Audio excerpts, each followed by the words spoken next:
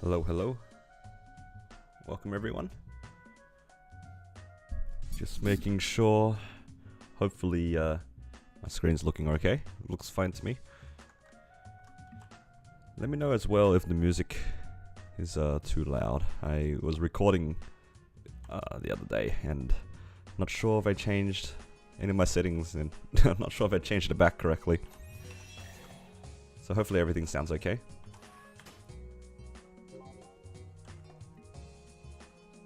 Okay. What should we start with? Let's do actually let's do my Arcane River, because a lot of them. Actually no, I need money. Guys, I messed up, man. I spent so much money the other day, and now I have nothing. I can't afford to upgrade my symbols. And also I found out that these are thief shoulders. Oh my god. Guys, I messed up. I'm using thief shoulders. But the other two are pirate. I'm missing 30 stat, 20 attack, and 10 boss damage. I griefed it.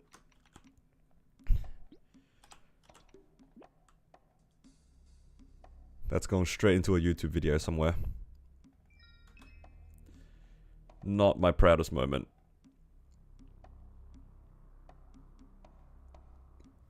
Good thing I don't have to flame it. Nah, they won't reimburse this. This is very similar to the case where you buy the wrong thing from like the Lucid shop. There's a lot of prompts that tell me that this is exactly the item that I want, so it's kind of my own fault. It's a little bit goofy. It's not make or break, but it does feel kind of bad that I'm missing out on like some attack. It's basically like I'm missing out on 2 stars and 10% boss damage. Yeah, not my smartest moment, I'll admit that. But that's okay, you know, mistakes happen. It's not too big of a deal, I think. Not too big.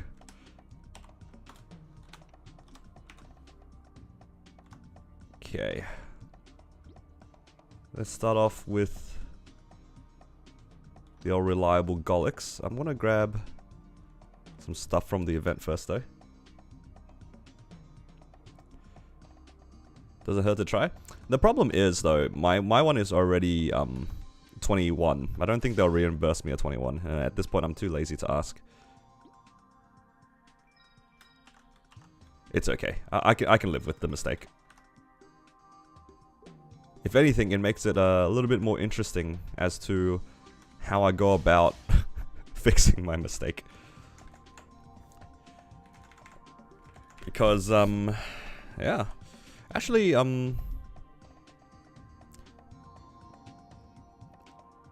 did you get the wrong set abs? Oh yeah, I did. Not my proudest moment. Look, I bought the other 2 as pirate, and this one I bought as a thief. Yeah. Genius player, if I do say so myself. But I want to know, how many stars does a 19-star Arcane Shoulder have?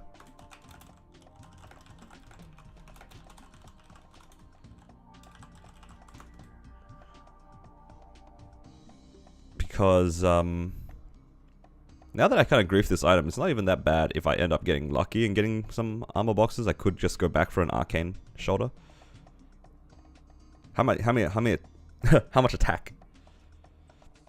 How much attack? I don't know how many stars this 19 star.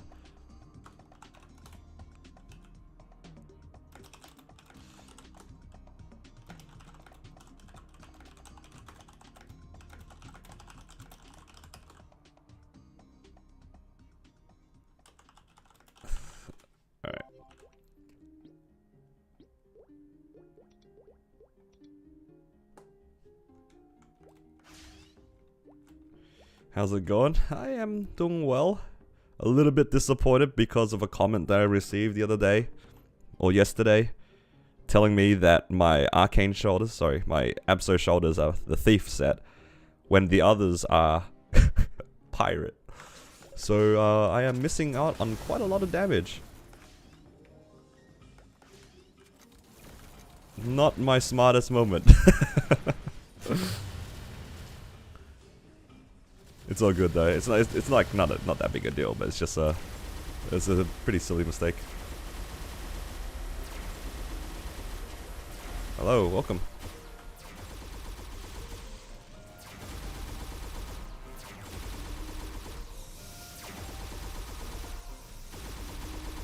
You know, Suba didn't think much of it. Yeah, in my defense, it's because I had bought them a long time ago, and I had almost accidentally bought the Thief cape a few times.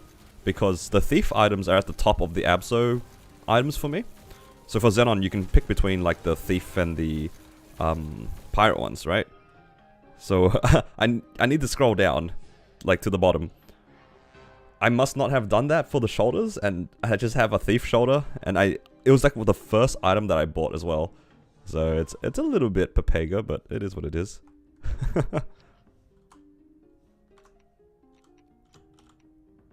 Yeah, I do lose out on the 3 boss set, but there's not much I can do about that. Oh, congrats on your 3 boss fams, that's crazy.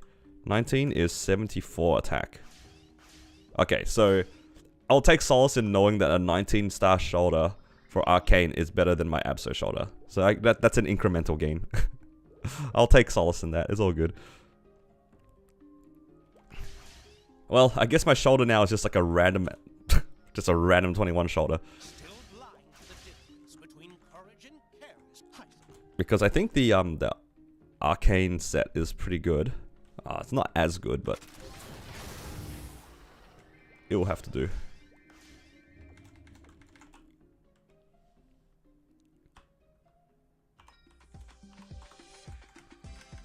Okay. Also, welcome Super. Hope you're doing well. Come on, Melvin. Why, it hurts so much more when people use my emotes against me.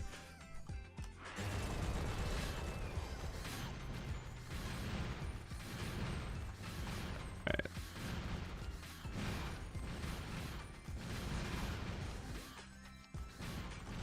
I'm actually pretty close to 265, so I'm pretty happy with that. You know, actually guys, I messed up multiple times yesterday. Like, first thing, now you guys saw the shoulder, I talked about it just now. I'm meant to be using the pirate set because my cape and my shoes are the pirate set. And I just have this Thief shoulder as I just lose out on... I lose out on 30 stat, 20 attack, and 10 boss damage. Just like 2 stars and then 10 boss damage on top of that. It's so sad. But, you guys want to hear something even worse? I accidentally rolled away one of my Meso lines. on my ring. Because I was cubing my Meister ring, and then I changed my preset. Then I cubed the ring in the same preset. Like, on a different preset in the same spot. So I re-rolled one of my Meso rings. And I was fuming, because I had no money on this character. Because I spent everything on 5, 10, 15. So I was just like, oh my god, I rolled away Meso double stat. And I was so sad. I spent like an hour farming money back to re-roll my, to re-roll that ring. Not my proudest moment.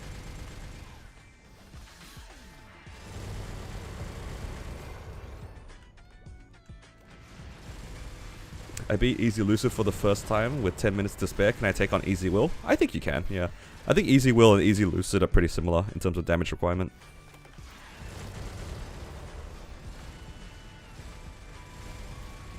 Been watching your series since you started Hyperion? Oh, great. Glad you've been enjoying the videos.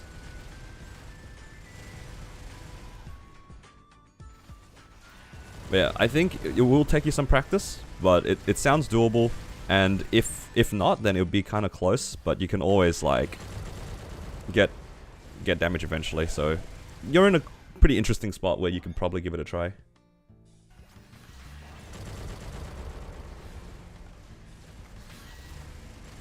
Are you trying to solo normal Lucid normal Will?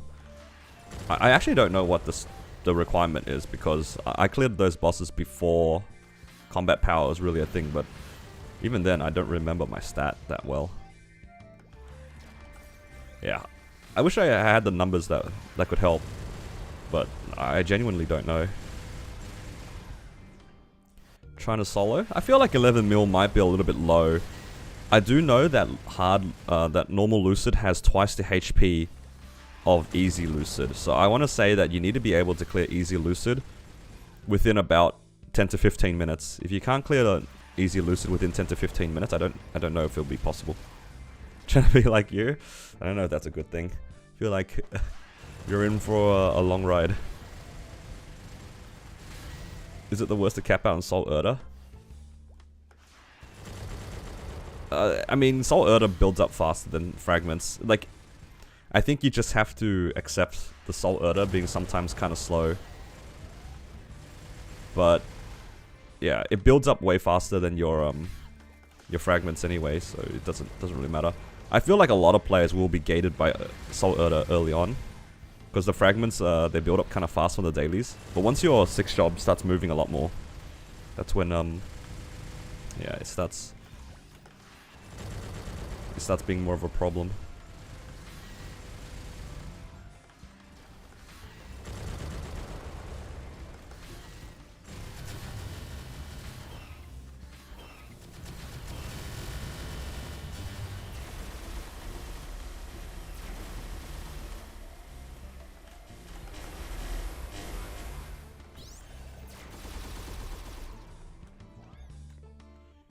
You got me some large healing fams finally? Oh, congrats. Large healing fams are pretty good.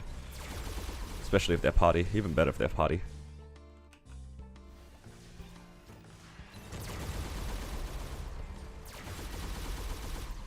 I mean, if you want to max out Soul Janus, that's fine.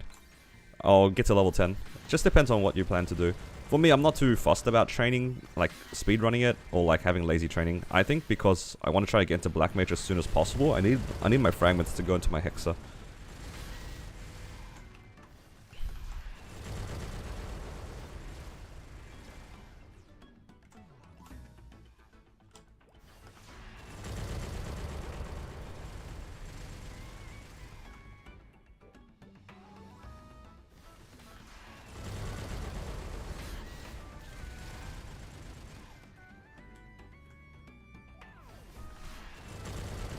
Just need more boss fams? Yeah, that's the life. I have a problem. I'm addicted to lazy farming. I don't think I'm the right person because I'm addicted to farming these seagulls. What can you do? But yeah. I am just trying to get back my money and try to cheer myself up because I griefed my shoulder. But hey, at least I have a video for the next part where I can talk about how I messed up my shoulder. God, it's gonna take me a while to get over it. It's so sad, actually. I can cope with the fact that at least my shoulder was really cheap to get. But very much not my proudest moment.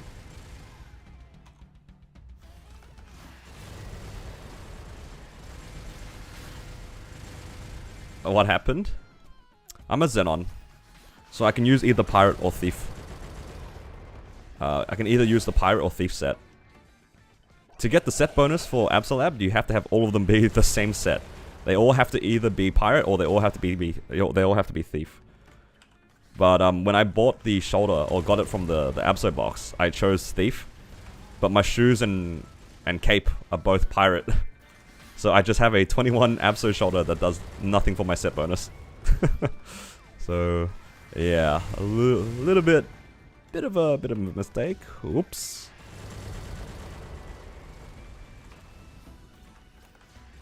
Whoops. 277 now, only one healing a large drop. Would it be worth going back for healing fams? Boss, if you get lucky. Just depends on what you're trying to do. I think most players, at your point, if you're trying to push levels, I wouldn't worry about the fams. I mean, having like more large healing is like nice, and having boss fams is nice, but they're not gonna make or break your runs, right? If you really want to farm fams, and that's your main form of damage, I think I would probably recommend you pushing your Hyperburn or something, if it's 260. But that, I also wouldn't do that unless your Hyperburn was like my Xenon's case, where I actually do have drop meso gear. If you don't have drop Meso Gear on your Hyperburn, then yeah, you can farm on your main, but just keep in mind it does slow down your EXP a lot. But if you're not too fussed about your EXP and you're not like hard pushing for like Carlos or Carling or something like that, then yeah, you can do whatever. Anchor, Fountain, Militia, then Poolmaker, and Dusk kills everything. Yep. Yeah, Cannon Master farming kinda went nuts with the Anchor being so strong. Anchor is massively strong. Went to Dark Nail, died at last 8%. Yeah, it's Dark Nail can be kind of rough. Just get lucky. You think support will fix your shoulder for you? Probably not. Mostly because there's a lot of confirmation steps that go into picking your Abso items. So like I should have realized in the first place. And my shoulder I bought a long time ago, and they can probably see the log that I bought it a long time ago. Reality is, like, I should have probably checked, so I'm just gonna cop it. It is what it is. I don't think support will reimburse my shoulder, and if they do, I'd rather them not reset my stars if I can help it. Like, worst case scenario is be like, hey, I got the wrong shoulder, and they give me a pirate shoulder and it's 0 stars. I think I can live with a 21 star. Like, it still gives a lot. It just doesn't give me the set bonus, right? Like 130 stat, and then like 85 attack. It's not bad. It's just no set bonus. I just have to cop it. It's fine. And yeah, realistically, I'm still spares gated by a lot of my items. So there's a good chance on the next Star Forcing event, whenever it is, I might still have nothing to work on.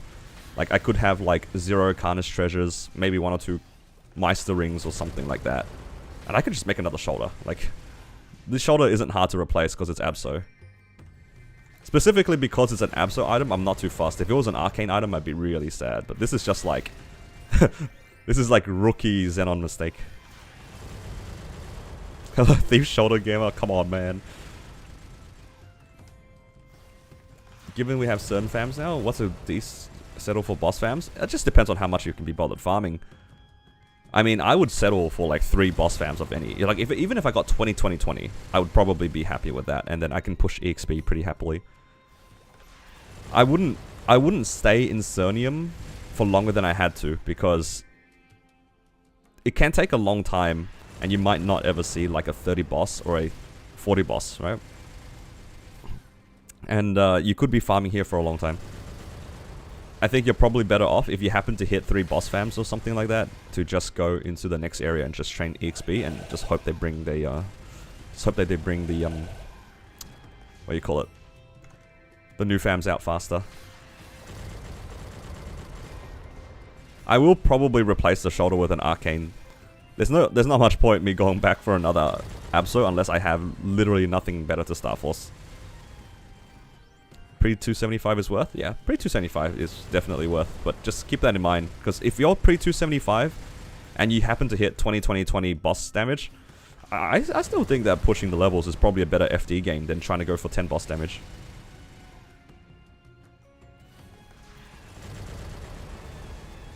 Just like in terms of level gains, you're probably going to get more from leveling up at that point, compared to improving a 20 boss fam into a 30 boss fam that you might never get.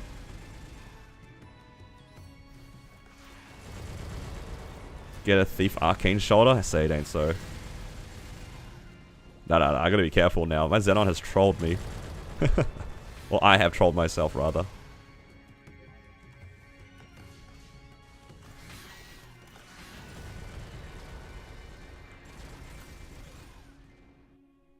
Thank you, Kyle, for subscribing. I appreciate it. Welcome to the stream. Farming fams is boring? Yeah. It is boring, but I try to think of fams as like a bit of a bonus. Right now, I am just pushing my Hexa as fast as I can. As far as I can, rather. And my EXP as well. If I get good fams along the way, then it's a nice bonus.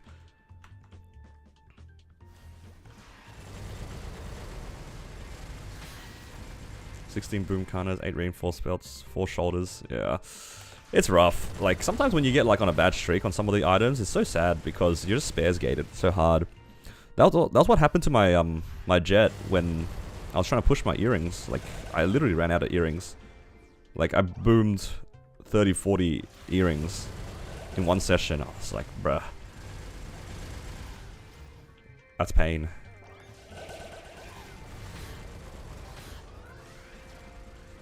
The worst ones are for sure the ones that require you to have spares. Like, it's not so bad if it was like CRA, because at least you can kind of get it back. Sure, you run out of money, but it's like you always have the option to go for it. But yeah, it's a bit rough.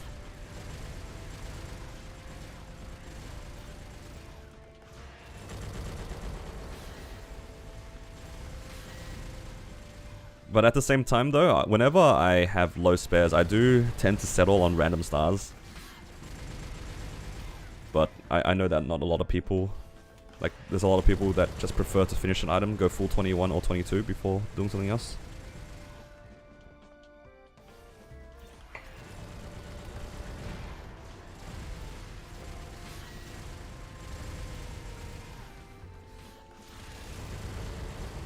After 275 is a lot of EXP drop off, yeah.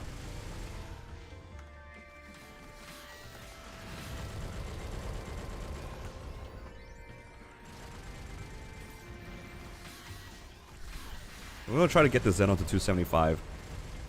That's my goal. I'm pretty happy with my fams, so I don't really care about them anymore. The fact that I have, like, I was happy with one boss fam. Like, anything more than that was just a bonus. I only really actually cared about the large drop, and I got that a long time ago already. At this point, I'm kind of just memeing on these seagulls, but at least the seagulls have pretty good kill rate here. I think I'm probably getting something like between 16 and 17k mobs per hour, so the rates are pretty good here.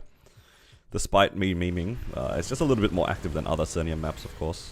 I'm sure B-Cern has a lot of good maps as well, but I'm a little bit too deep in on these seagulls.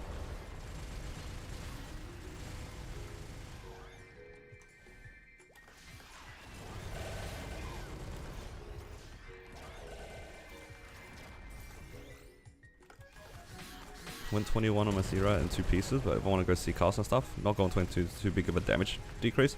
I mean, you can think of it like that, but also don't forget that C Carlos is actually, if you're at 70 mil combat power, C Carlos is not coming anytime soon. Yo, I just won the lottery. 2 Epot scrolls from those 2 chests. That's what feels good. You see that guy on Reg get 35 boss damage, 30 IED fam? I think there's a few people on Reboot who have that as well, on Kronos. It's pretty crazy. Like, some people have double fams. I mean, I also have double fams. Not that good, but I do have double line fams as well on my Cannon Master.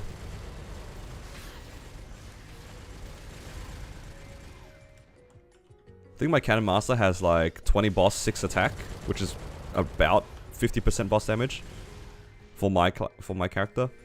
I have a 30 IED, 2% attack, which is like 30% and 10 boss damage or something. I've had my fair share of good luck with fams on that Cannon Master. I farmed a lot though, so I don't feel too bad about it.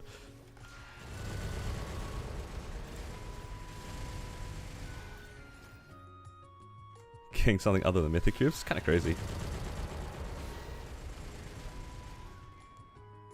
Desperately need gains to not hold them back.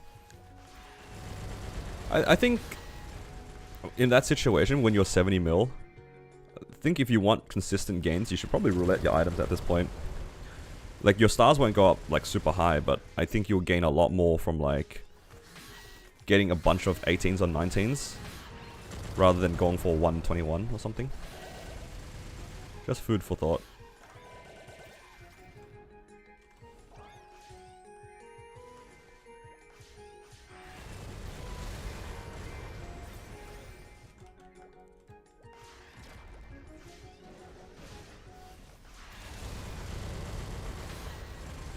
Alright.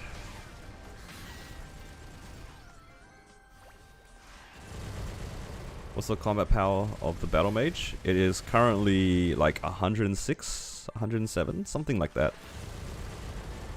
Yeah, something like that.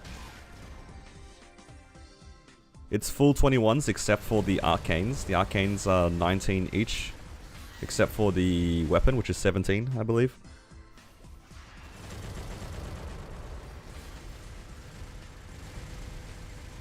I mean, arcanes just take a long time to do anything with. It's just like very expensive to Star Force, and the spares come by very slowly.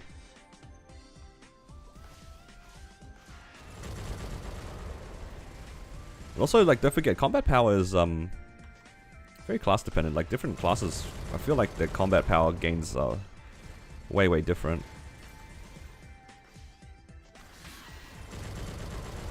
And also, it depends on like how much boss damage you have.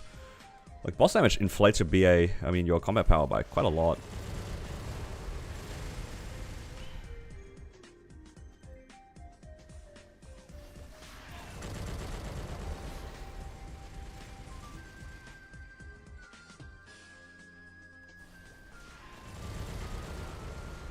It's pretty uneven how much boss damage increases your combat power.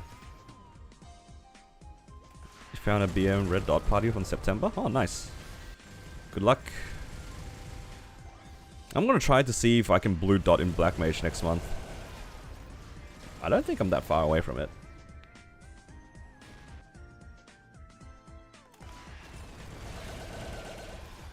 Do you do V-Healer and Dark Knight on your Battle Mage? Yeah, I do all the bosses on my Battle Mage, except Carlos and Carling, because I'm too lazy to find a party for both of them.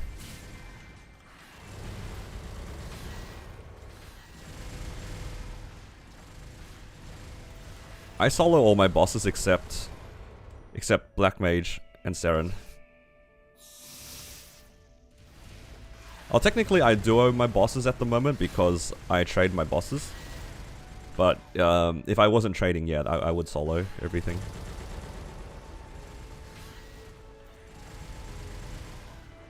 ID is completely ignored, yeah.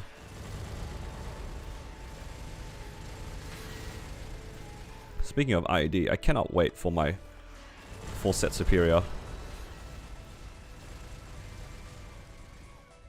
250 coins to go. 250 coins. One more week. Next bossing reset is gonna be lit. Not the one in a few days, the one after. Hello Khan, welcome.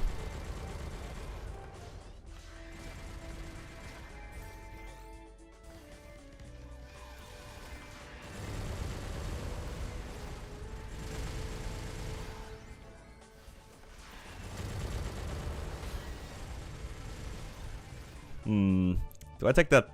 Do I take that portal, the purple portal? I do have a lot of VXP buffs on me. Yeah, I guess we go. Actually, I might be able to proc the AB one. Can I proc the AB one? I'm almost there, yeah. I'll proc the AB one, then go into the portal. See how much XP we can get. We can get 800% in that.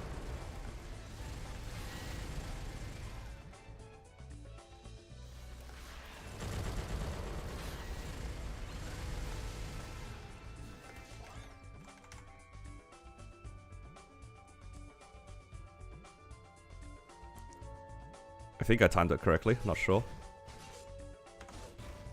No, I did not. Oh no, I'm missing everything. I think I had to kill the little microphones. I griefed myself to 800%. All good.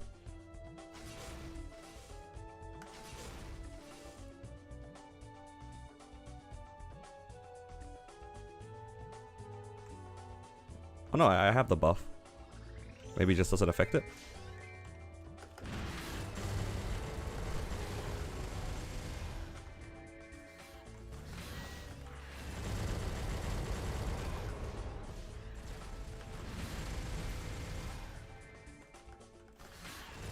That was still like 2%, not bad.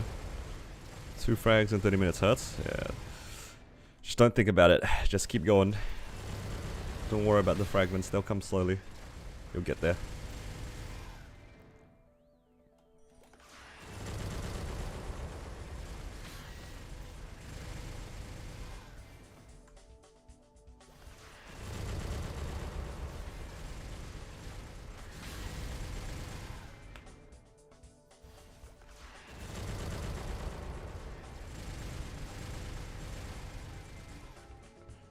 How's your hex looking? On this character? Oh. It's looking like this. So it's doing something. It's not too bad. I'm probably like 200 into my Hexa, not including Soul Janus, maybe? I think that sounds about right. On my Battle Mage, I'm about 2,000 fragments in. Roughly 2,000.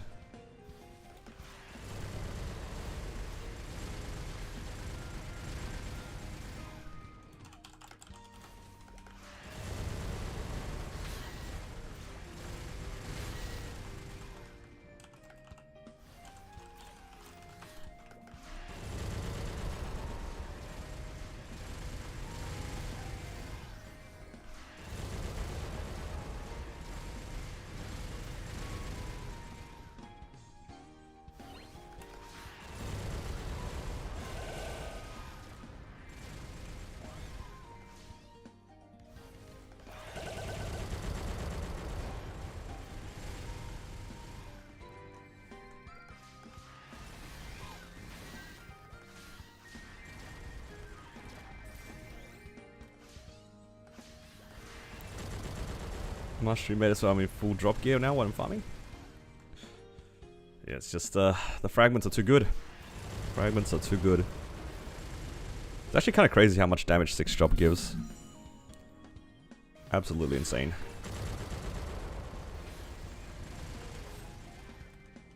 I'm just enjoying the fact that I can just upgrade this very conveniently, very consistently.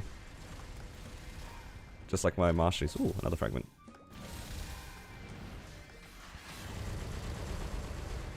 Event cube, finish your drop gear. Yeah, same for me. Oh yeah, I mentioned earlier, like, my shoulder I griefed myself, right? But I also griefed my meso gear. Because the top ring for my damage gear is my Meister ring. And I was just cubing my Meister ring to see if I can get some all-stat lines on it. And I ran out of money, so I farmed a little bit. Bought some cubes and was just rolling the Meister ring again. Because I was just bored. And I didn't realize that I swapped over my my preset into my training gear. And without thinking, I clicked on the top ring and I re-rolled my event ring that was like meso stat. And I was just like, oh my god. I just rolled over my meso gear. So I farmed like a bit more to try to fix it. I was just like, oh god, just give me back my meso line. And then I got this. Holy man, I was so sad because like I knew I griefed my shoulder and then I griefed my meso gear like immediately after. And then when I came out of hybrid, I was like so relieved, dude. I was just like, oh my god. You know what? I can live with my mistakes a little bit now. It's okay.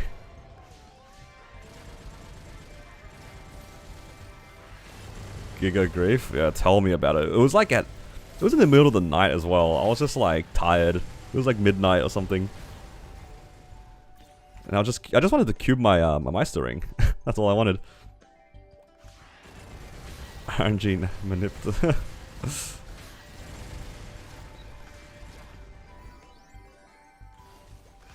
You rolled hybrid on 2 of your damage rings the other day? Yeah, just roll it away. It didn't exist. Unless it's like an easy one, like a Karna's treasure, then you just keep it, I guess, but... Double drop line on 22 sub ring? Nah, yeah, you just roll it away. Just pretend you didn't see it, it's all good. Actually had the foresight to save ring coupons from the anniversary. Yeah, I'm glad that I didn't know what to do with my coins, so I ended up accidentally saving for the anniversary coupons.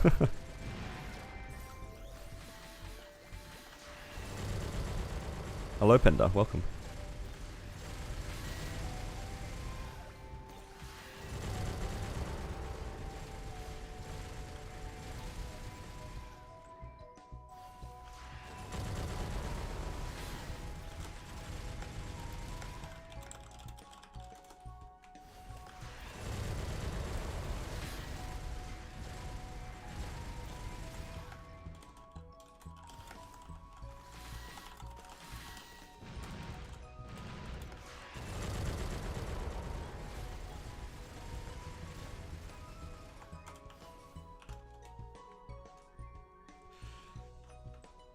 Should I push 290 or push other mains? I guess it just depends on what your goal is. 290 is a pretty big push. Yeah. Like genuinely, like 290 is a pretty dedicated push. I think if you weren't pushing like the late game bosses, like if you're not going for like X-Carlos or something like that, I don't know. Just depends on what you find more fun at that point, because you're gonna be grinding something if you're pushing 290 anyway. I don't think I have a good input on that.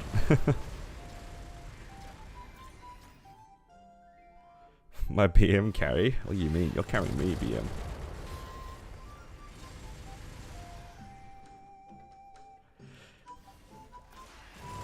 Favorite BGM?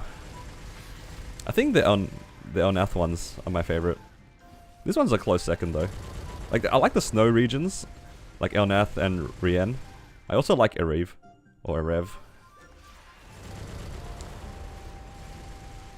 I also really like a lot of the Carling boss musics.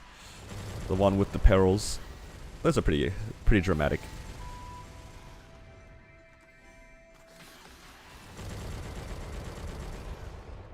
Temple of Time? Ooh, that's a good one as well. Yeah, I like Temple of Time.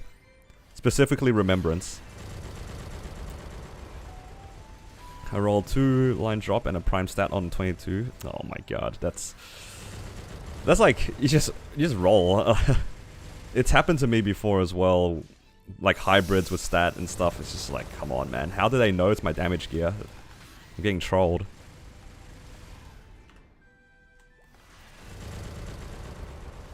$100 epics in, no large drop. Yeah, fam's a pain. It's just hope for the best. That's all it is.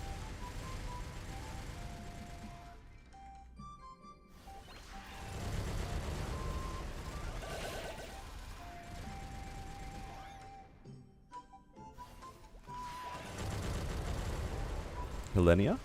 Millennia is very nostalgic.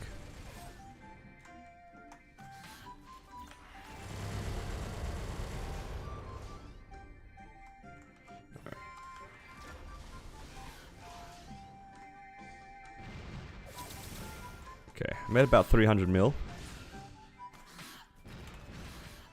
I'm gonna take a break from training for a little bit and do some of my dailies, because some of my Arcane River things are gonna tear up soon, so I need to spend my money on that.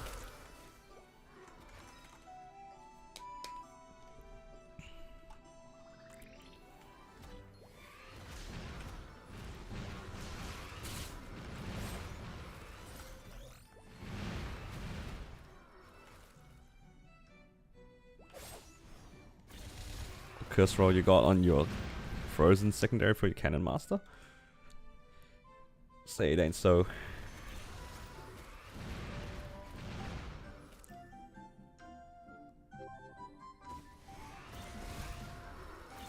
$996 attack unique.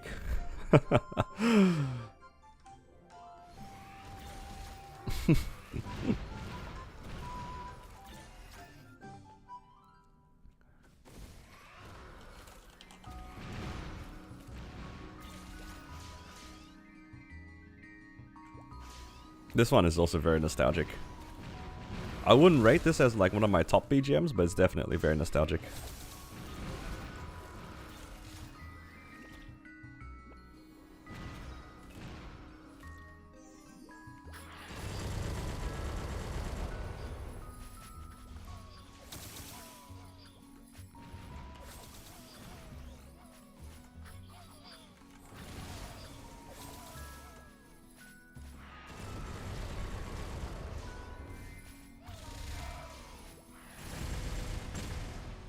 Okay.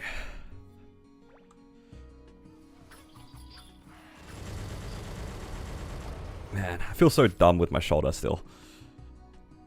But I don't have anything else to Star Force right now. I mean, I have other things I need to Star Force, rather. I need to Star Force my Twilight Mark to 21. I think. It's probably a Twilight Mark, Dumb Pendant, Slime Rings, Carnage Treasures. Too many things. I could almost make some more Meister Rings even. We'll see what happens with the Meister Rings. Tapping Meister Rings doesn't feel that great. But at least they're consistent.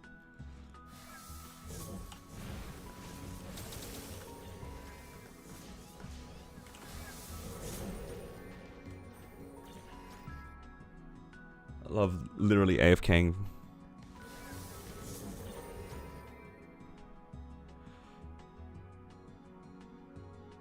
What do you guys think? AFKing for your dailies. Top tier content or nah?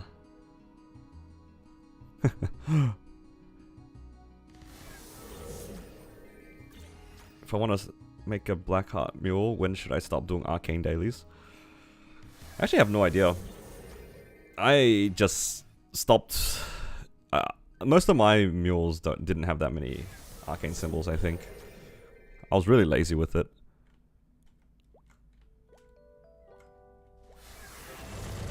So I don't actually remember what I left mine at.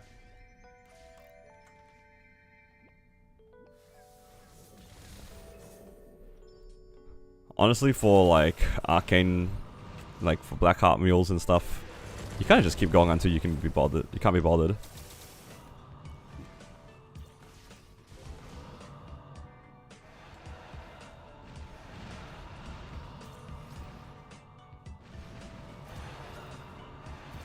So many Arcane River dailies. I hate doing Arcane River dailies. So I stopped as soon as I noticed that my gear is good enough.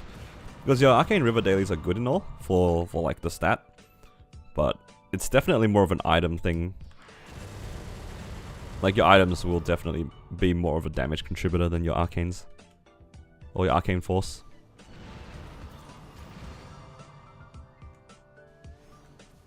Hello Brandon, welcome.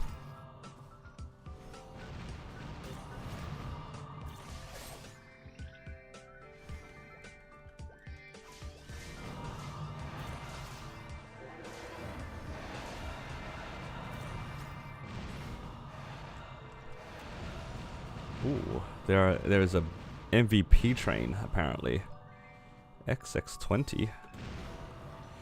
Is that 06 still in your inventory? Yeah, it is. I do currently have a empty Zerk in my inventory right now.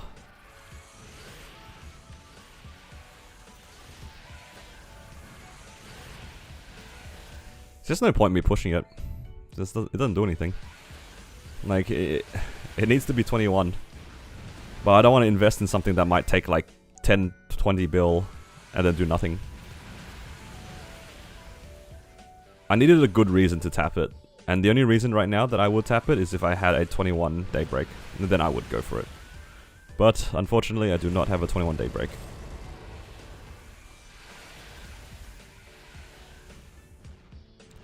The Curse Zerk? That was yesterday's one. That's on a different character, actually. This one I haven't touched. So I got a 22 Zerk and 3 bill. Yeah, it's kind of crazy. But then again, I got my 22 CFE in like 4 bill as well. It's kind of nuts. So I can't really comment too much on how lucky other people are. Some items just want to send. It's just how it is.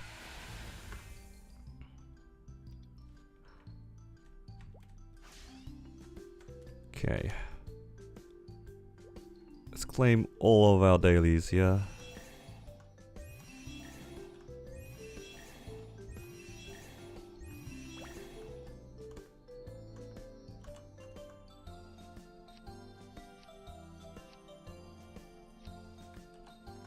You boomed your Dreamy Belt in 1 build? Damn. That's pretty fast.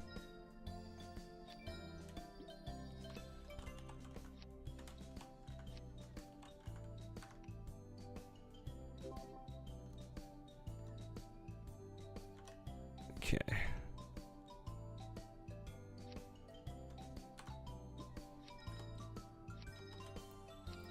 I'm so close to finishing off my arcane symbols as well, so I can stop doing these dailies.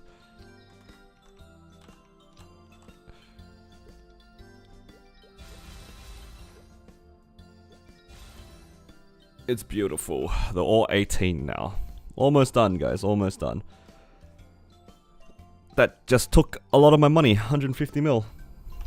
I love it. Alright. So 300 and then like, so I need another 700-ish symbols each one. So I'm done in like a month. A little bit less than a month.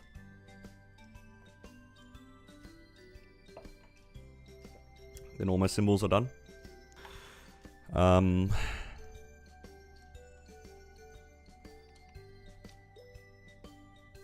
It's not bad. Okay, I'm trying to think what other dailies do I need to do. I could do my commercy. I'll do a little bit of commercy while I'm waiting for the MVP train. I just need to keep an eye on it. It's in like 4 minutes. I can do probably a few of my runs.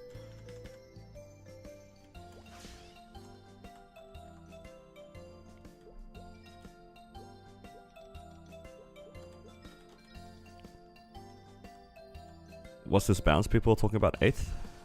That one I'm not sure. I haven't really looked into like future updates, if I'm to be honest. How much EXP the golden tomato gives? I feel like it gives a lot. Like, it's like 2 hours plus of grinding. Is it a private MVP train? It's on Hyperion. Channel 14. I can just type it into the chat, right?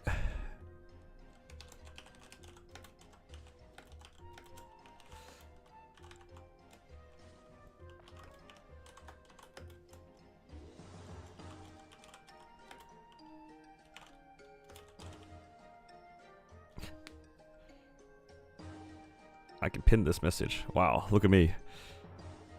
I can suss out MVPs for you guys. For Hyperion, that is. 5% at 273? Yo, that's a lot. That's a lot of EXP for like a Punch King. So for me, it'd probably give like 10 to 15%. If it's like an equivalent amount. I think the last time I did it, I was like at 250 something and gave me like 20 or 30%. It's pretty good.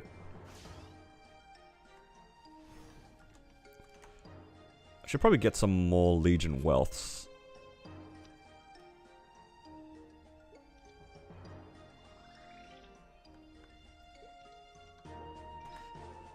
Man, you guys are just huge. Because it scales with how many points you have as well, right? Big damage.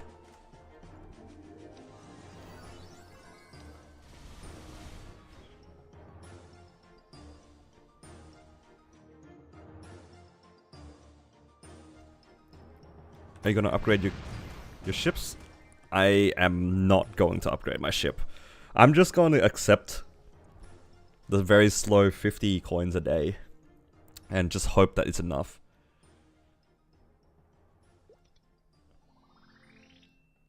Or is it less than 50 coins a day? Who knows? Good luck on transpose. Tell me about it, man. I don't want to do this for the transpose anymore. I'm okay doing this for the actual monocle. I'm okay with this for the actual monocle. Like, it's a consistent item. I can have something that I can star force. That's fine. But I'm spending all of my dineros getting this stupid transpose.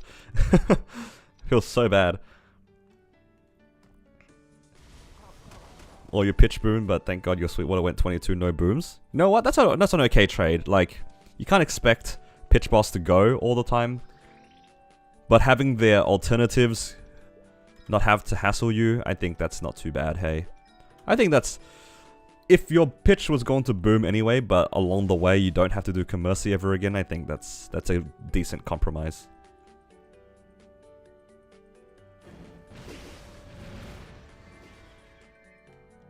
Get 6 coins a day? No, you get like 30 something coins a day if you do your voyages. Each of these voyages give you 3 coins. You do 10 of them, that's 30. You get 30 coins a day if you don't do CPQ. And then CPQ gives you anywhere between like 10 and 20. Alright.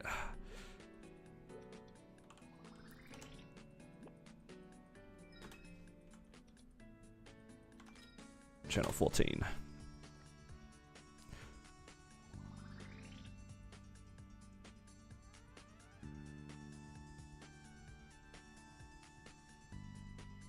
This is also a very nice BGM. Guys, isn't this crazy? This MVP was announced like 10 minutes ago. And look how empty it is compared to Kronos. If this was Kronos, you're not getting into the map. Your map's going to be black, the MVP is going to go off, you're going to crash. That's the experience, isn't it? It's so crazy to me, like, the difference in population makes MVP so different. Don't even think about going MVP. Next is 52. Alright, boys. Next MVP, 52. Let's go back to our good old seagull map. Decent burning.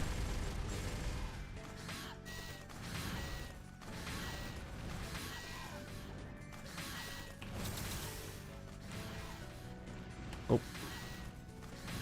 Wrong Soul Genis.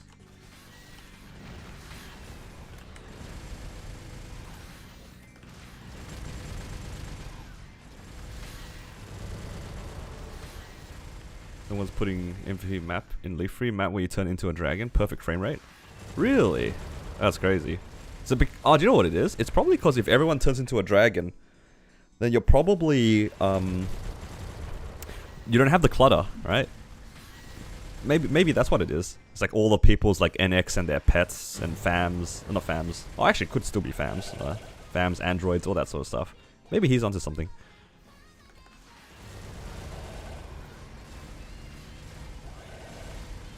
Reporting a seagull hacker is always what?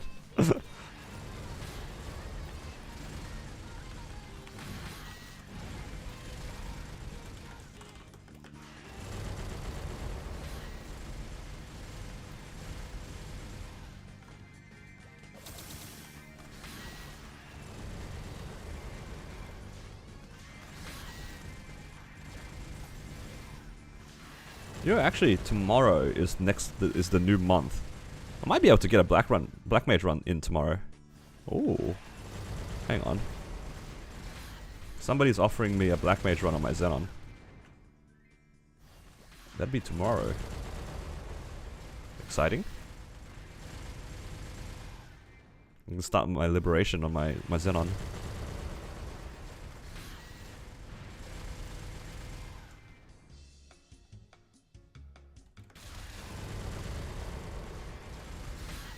To 64 lib. I mean, it's just starting the liberation. It's still gonna be like 8 months.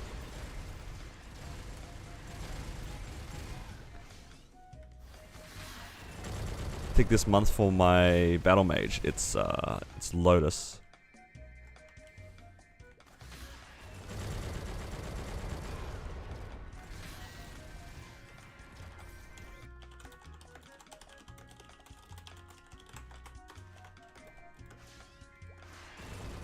Must be nicer because you always have burning. It's yeah, it's quite nice.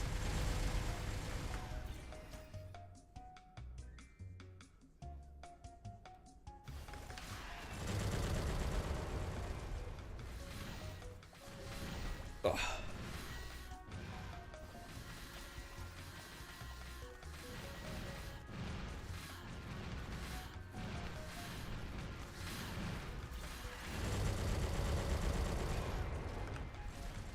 Sorry, I had to take a photo of something real quick for my fiance. Just pause for a second. What did I miss? I need to learn red dot BM party. I mean, I can teach you guys how to do black mage, like if you guys really want. It's not too difficult. I think the hard part is like getting into the other phases so I can show the mechanics.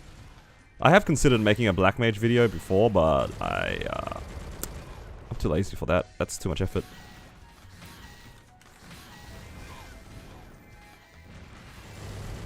I've thought about making guides, but I feel like all the other guides that currently exist are just kind of better. And I'm not that experienced on a lot of classes to give proper advices. Actually, I have VODs. I could just use my VODs.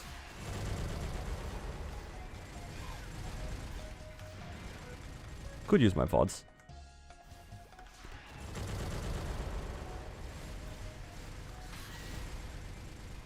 How about this? I make a poll. Let's see. What should we call it?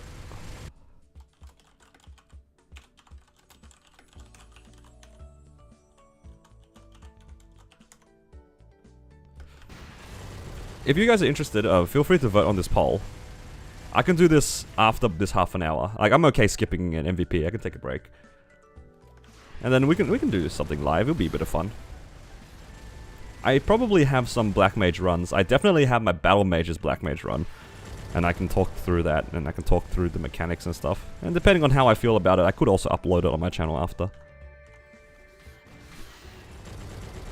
And if you guys are running Black Mage or planning on running Black Mage, feel free to ask questions too. I think that'd be fun.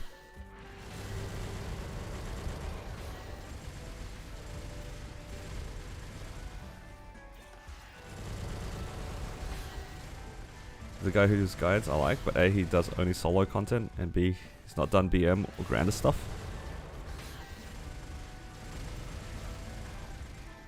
Grandis, honestly, I don't know anything about Carling, but Carlos is a little bit of a joke boss for E-Carlos. I think for N-Carlos, you can also, if you do enough damage, you can also like brute force your way through it as well. It's when you actually have to do the mechanics when that boss is like way more interesting. But I feel like Carlos is like one of those bosses that remind me a little bit of Darknell, where people just prefer to not deal with the mechanics if they can help it. Yeah. I don't know if you guys, for those who have done Carlos and stuff, feel the same way about that boss. I feel like nobody actually wants to do the mechanics in that boss. Can cheese eat Carlos? Yeah, so you get what I mean though, right? Like that boss is pretty straightforward if everyone's strong enough. If everyone's able to like do one segment, the boss is a little bit of a joke. Especially with 6 job, it's a lot easier to cheese. You finally live in 2 days? Hey, congrats. It's like Punch King at that point. Yo, honestly, it's like every segment in Carlos is just P3 Lucid. You know what I mean? It's just P3 Lucid with a bunch of random things flying around that might hit you.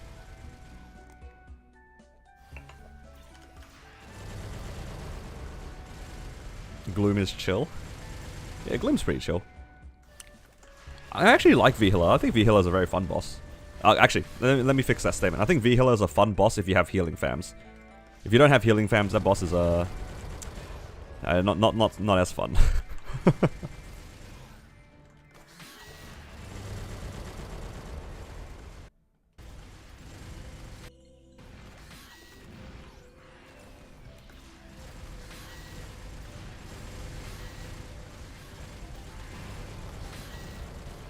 But yeah, looks like a lot of you guys are interested in a Black Mage, I guess, live walkthrough. Like I can talk through it if you guys are interested.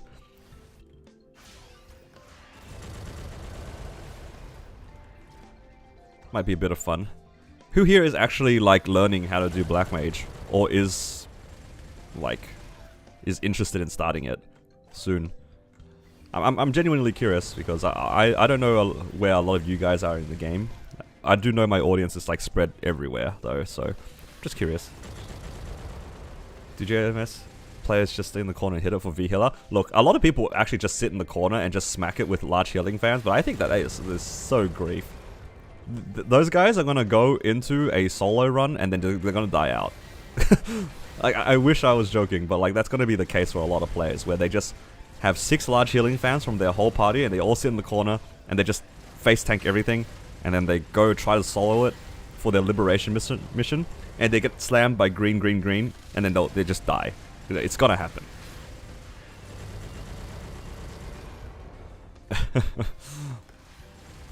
The boss is actually so much easier in the middle. People just don't want to learn, and people don't want to move.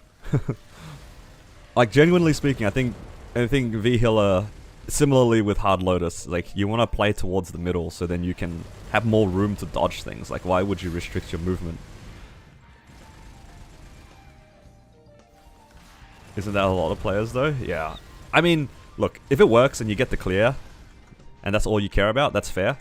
But I'm always on the side of like personal improvement. I look forward to being able to solo bosses, and I feel like developing bad habits is like it's counterproductive. That's my opinion though. Which is the hardest boss for Lib Quest? If you're doing a max duration run, it's like assuming you're not killing the boss in under like 15 minutes. probably Hard Will. I think Hard Will is the most difficult one if you don't have the damage for it. Like, Hard Will solo is one of the hardest solos if you're doing a min clear, in my opinion. I'll put like Hard Will towards the top for a long min clear. Hard Lotus and Hard Darknell are up there as well. I'd say that V Healer is probably on the same level as Black Mage for like a min clear, in my opinion. Not because I think that either of them are particularly like more difficult than the other, but both of them are very telegraphed. Like, everything that Black Mage does and everything that V Healer does, there's a certain element of randomness, but most of it you can see happening. And then you just need to play well. Whereas like Lotus and Darknell are a tier above that because some of it is telegraphed, but a lot of it is random. I think once Extreme Lotus comes out and then the Darknell nerf comes in, those bosses will drop down a bit. The heal is entirely on you if you die out. Yeah, that's why I put it on a lower difficulty compared to Darknell. Whereas like sometimes your deaths in Darknell cannot be controlled. Like, there will be times where you're forced to go into a certain spot and then an elite mob that like pushes you out of the spot knocks you into 3 other mechanics. It will happen. Probably doesn't happen every time, but it can happen, and I think that by itself makes it a harder boss than V Healer. Actually, the one thing that I really hate about V Healer is like if you're not strong enough to kill Damien and Lotus, that will mess you up. Damien and Lotus in V Healer will mess you up. Their random like pushes will get you murdered.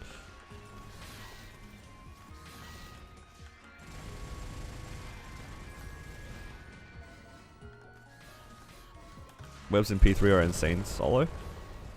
Yeah, that's why it's difficult. If you're doing a min clear, like, I'm trying to think, on the old version, I stayed in for like 6-7 minutes, and that was like the absolute maximum that you would want to ever stay in for, because they didn't have the nerfed Moonlight. But with the new Moonlight, you can stay in P3 for up to like 10-12 minutes if you're good.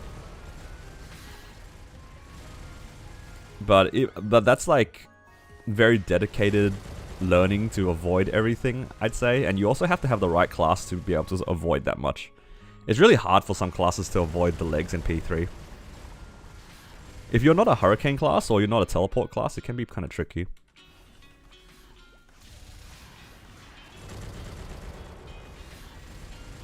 Have I lived with a duo? I have only solo liberated for the most part, but I have done some of them as a duo.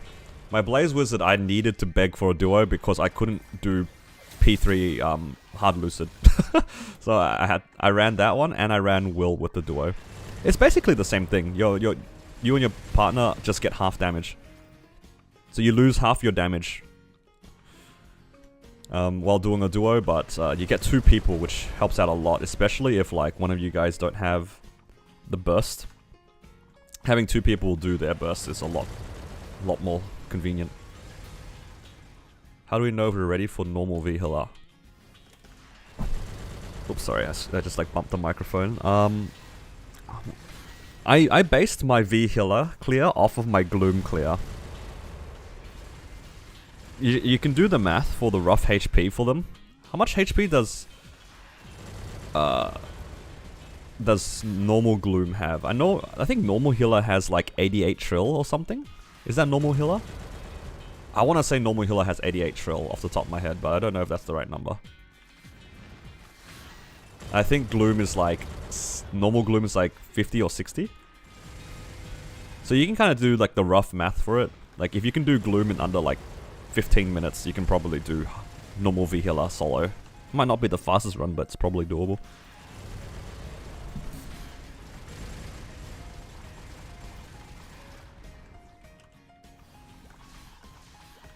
Hello, Christian.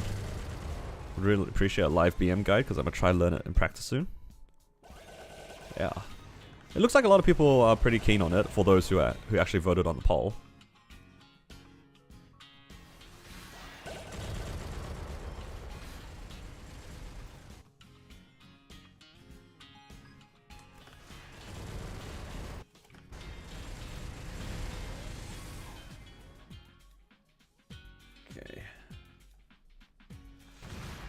I'll just have to find a good VOD. I might show my... Actually, the one that's the easiest is probably just my Battle Mages clear.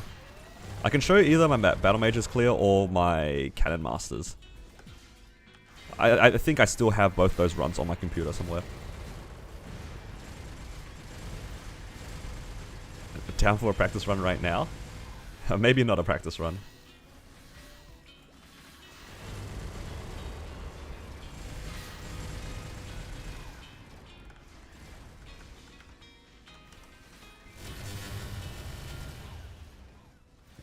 Hello Ryan, welcome.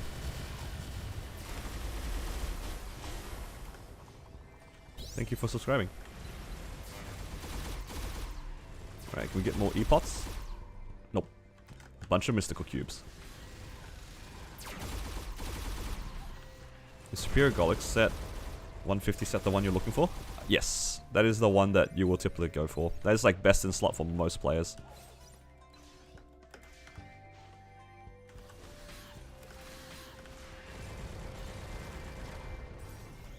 I say most players, but it's like 99.95 of players. Until you get to like the endgame pitch boss, you're probably not going to be replacing them.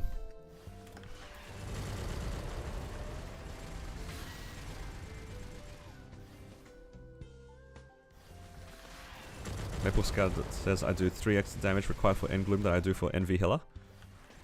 I don't actually remember like off the top of my head, but don't forget like there's a lot of things that come into the fight more than just like your actual damage. You gotta actually do the damage and whatnot. What's the rate on this map? I can get 17k an hour, roughly. If I focus, it's probably 17k an hour, but more likely it's like 16 and a half. Or a little bit less than that. It's got one of the better kill rates in Cernium actually. Even though I am kind of here for the birds, not necessarily for the rates.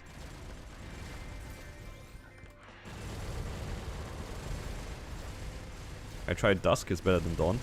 It's probably better than Dawn in some maps, but not this one. This one's too horizontal. And also my Dusk doesn't one-shot. So it feels kind of bad. In smaller, more condensed maps, I would agree. But this one, it's a bit too wide. I could probably AFK train in some of the smaller maps, but I feel like jumping around. I kind of like jumping around.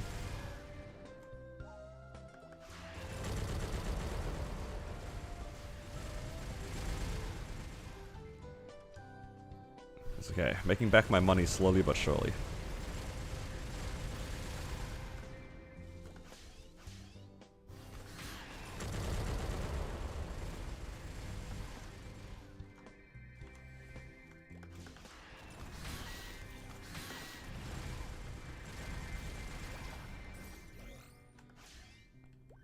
And then we have a bunch of fam cards.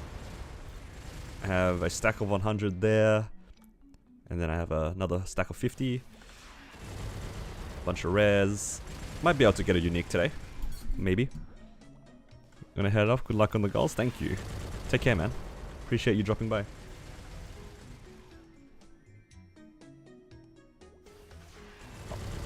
Yeah, speaking of BGMs, this is also one of my favorite ones. Just like the aquarium ones, Aqua Road.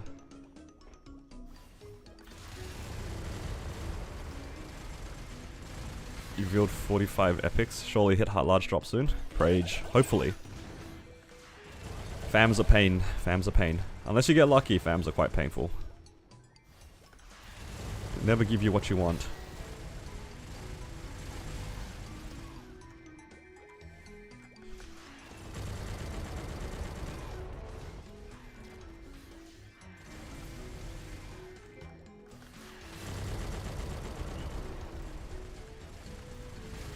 At least, now we're farming fams in Cernium, hey guys. That's the copium. At least it's now in Cernium. Imagine doing this in Limina. Yeah, remember the bad days? Good old days where we're farming these fams in Limina, not getting fragments, not getting anything. The average is 140. Yeah, I mean, if it's an average at 140, by the time you hit 140, you only have like, what, a 60% chance of hitting it?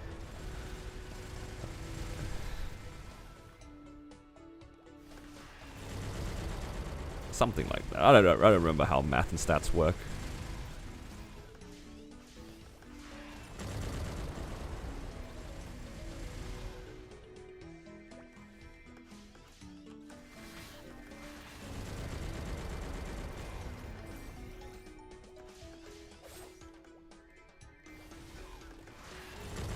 What's the play to Starforce superior Golix items? Do I Starforce Reinforce to entitle or just Starforce it straight? If you can, always try to fodder. Use Reinforce. You can, for the belt, you can use the Pink Bean belt. For the rings, you can use Karna's treasures, and you can use what's the other one? Meister rings. And then for the pendant, you can use Dom pendants and Daybreak pendants. Wherever possible, I would highly recommend for superiors use fodder as often as you can, because those superiors are very slow. Like you spend like a month and a bit to get enough coins. It's a very long process. You really don't want to blow them up if you can help it. Oh, I need to update the thing.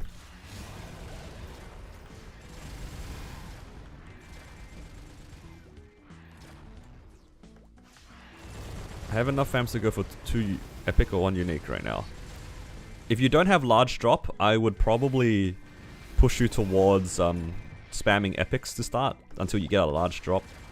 Once you get a large drop, then you're free to go for unique, in my opinion. It's mostly because, like, you still have a chance of getting boss damage on epic. It's just a little bit lower. But your large drop, fam, it's more economical to go for unique lines. You can get, obviously, the large drop on unique as well, but it's like the variance for tiering up from epic to unique is really expensive. And if you don't have strong fams in the first place, or you don't have a large drop, there's not much point going for unique. Because you could spend the same amount of cards making 10 epics as 1 unique. So yeah. If you guys don't have a large drop, I would push for epics spam until you hit large drop. And then once you hit large drop, then you can start going for unique. How much do you think you should save epic open in one go? Honestly, I just open like 1 or 2 at a time. I just open them as soon as possible so then I have inventory space. One of the rare cases of me actually doing inventory management.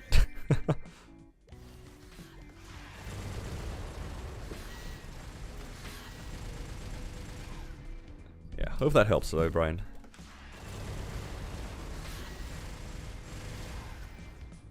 And who knows, maybe you spam epics and you get boss damage fams. That's possible. You can definitely get 20 to 30% boss damage.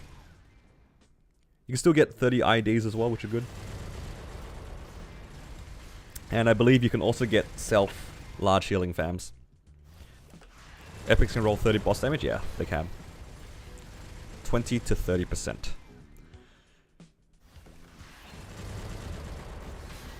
There's always a chance. Not a very high chance, but there is a chance.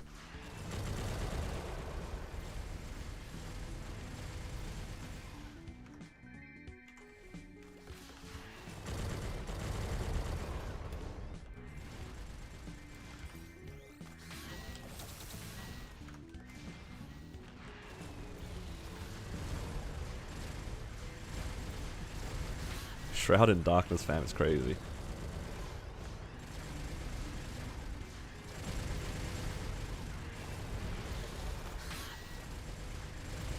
Can you open my fam to get a large drop so I don't care about any other fam? If only it were that easy, man. If only it were that easy. I would always say yes to free gambling content for myself, you know? I'll open. If it wasn't against TOS, I would love to cube and Starforce and open fans for people, but I feel like that's just asking to get banned.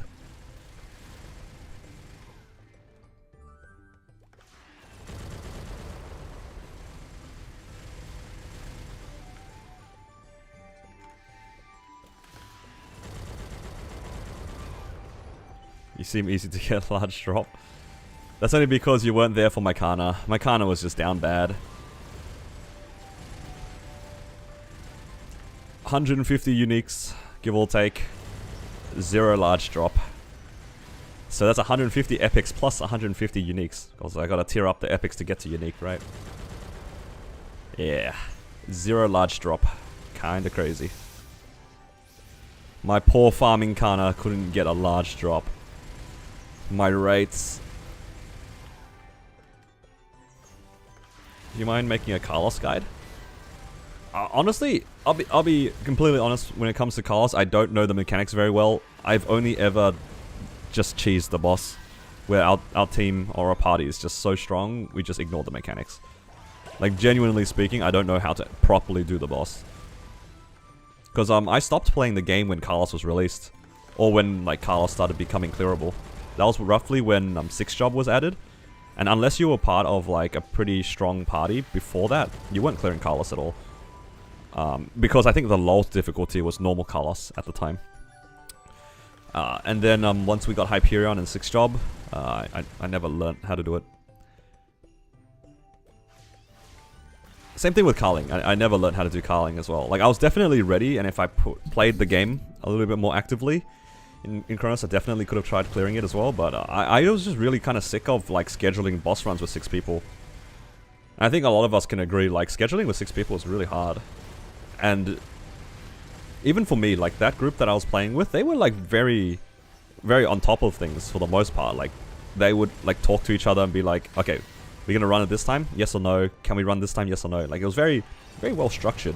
But even then, it was still difficult because everyone's doing stuff. Like, I was always out on the weekends, like, usually in the mornings, right? And they would want to try to run bosses in the morning. So then they could do things at night. But I was the opposite. I liked to go outside in the morning. So yeah, it was hard. Just did Pinot with the pink bean soul. It's so fast now? Oh, good. Very good.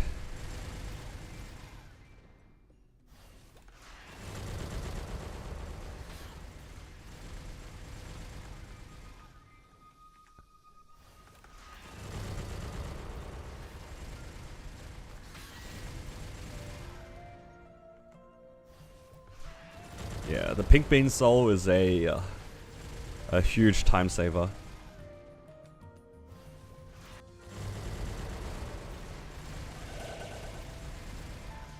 Oh, I'm pretty close to leveling up to 265 actually. Can't wait to unlock a new daily, guys. Can't wait to clear mobs in Arcus.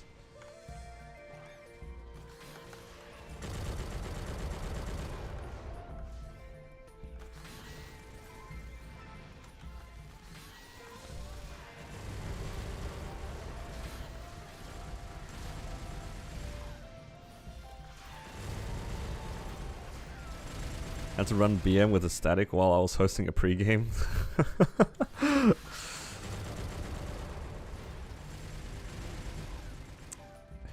That's some dedication. Were your friends standing behind you watching as well?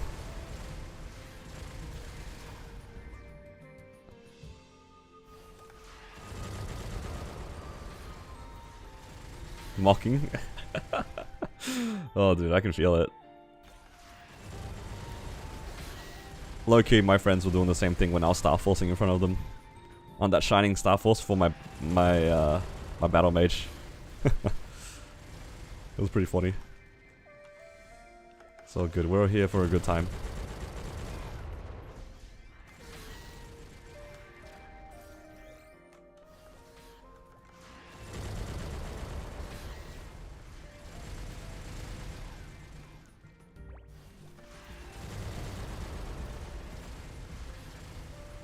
Alright guys, the next MVP is in 4 minutes in Hyperion, channel 14 if you guys are on Hyperion.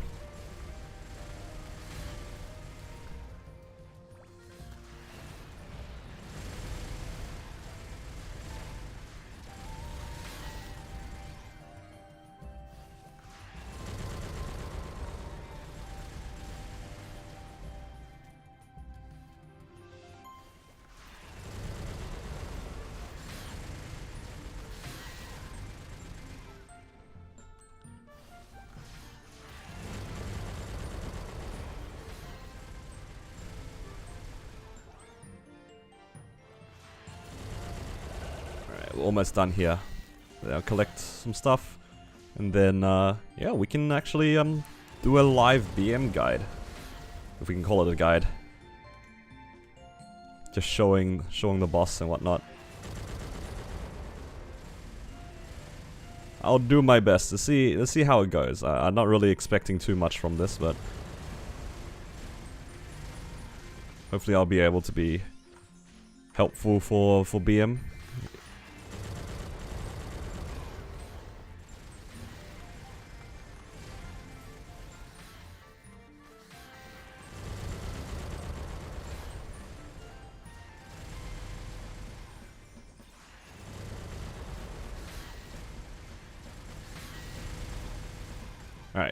Here's a pop quiz for you guys. All right. Random trivia question. Obviously, this is going to be subjective, but what do you guys think is the most important skill in Black Mage? Like actual skill, like a skill that you can press. What do you guys think is the most important one in Black Mage?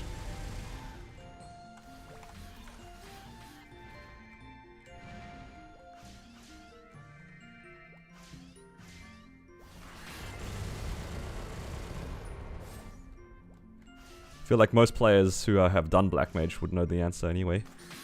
Oh, F4 is the most important? That's crazy. That is definitely an option. Alright, let's move out of here.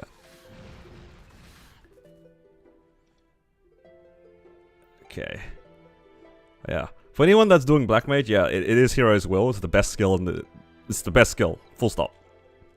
So, before we even do anything, if you guys are like even remotely interested in learning Black Mage, highly recommend you guys put Hero's Will on a convenient hotkey. I have mine on end. I usually have mine on end and page down. Like, I have the normal Hero's Will, and then there's like the 5th job one. I just have the combo key here at the moment because I was training.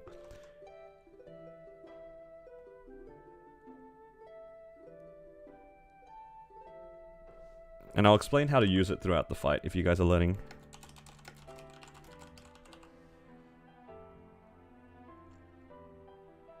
I changed my stream title. Okay. Now I need to figure out how to stream my screen. And I need to find a Black Mage run. Let's see if we can find something.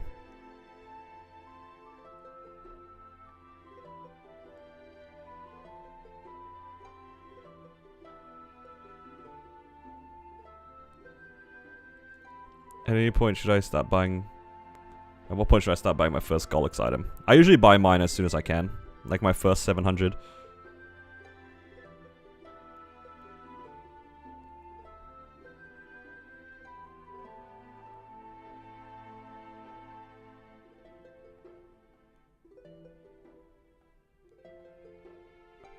Okay.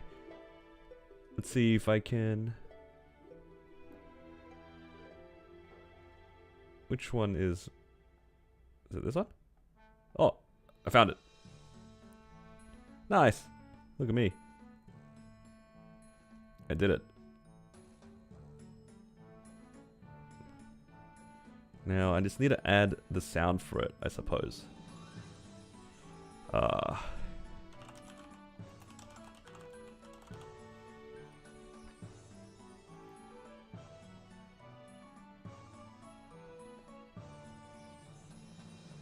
Let's see if... Can we hear it? Oh god, that's really loud. But I can't see it on the cannot hear it.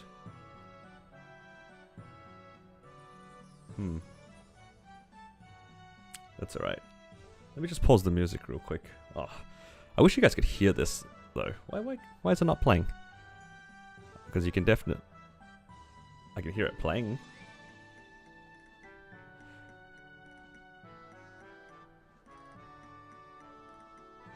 Streaming is so difficult, guys. It's kind of crazy. That's alright. I'll just do it muted. We'll just have the music in the background. Alright. Just doing Pinot here. It's all good. Alright. So I guess this will be... a live Black Mage guide. We'll see how this turns out. Alright. Was the reboot final damage buff included in your combat power? It was. Yeah, it is. It should be. That's why we all lost combat power when the nerf came around. Alright. So, I'm gonna stop the music. This is getting a little distracting. So for Black Mage, It's a little bit different from a lot of the other bosses. I think V-Healer is probably the next closest boss because you have 12 lives in it. You can still lose your life from HP dying, so just just running out of HP. And the other one is when you get Cursed Death. So throughout the fight, you'll have a bunch of mechanics that will give you either a white curse or a black curse. And if you happen to take both the curses, you lose a life as well. So you have to avoid getting hit by both the colors, basically. Hello, JH. Okay. So let's start with this one. You got the two statues here. In P1, the main goal for every player is get out of P1 as soon as possible. I think most players hate this phase because there's a lot of things that can get you Cursed Death. Typically, you don't HP die here that often, but you're going to get run over by curses very, very fast because each of these statues, they'll chase after you and they'll apply like their curse on you. So the black one will apply black curse, the white one will apply white curse. And what you usually want to try to do here is you want to try to get them both bound together, stacked on top of each other, so you can hit both of them at the same time. They share the same HP bar. So this is the way that I like to do it. You can jump to the very top here. For whatever reason, the black statue just stands still, and the white one will just stack on top of him. And as soon as he stacks, you go for bind, and then you do your burst here. Yep, so just pretty normal burst things. Now, nice thing to know is that while you're doing this, the other mechanics can still happen. Oops. You will notice that there are these chains that will happen.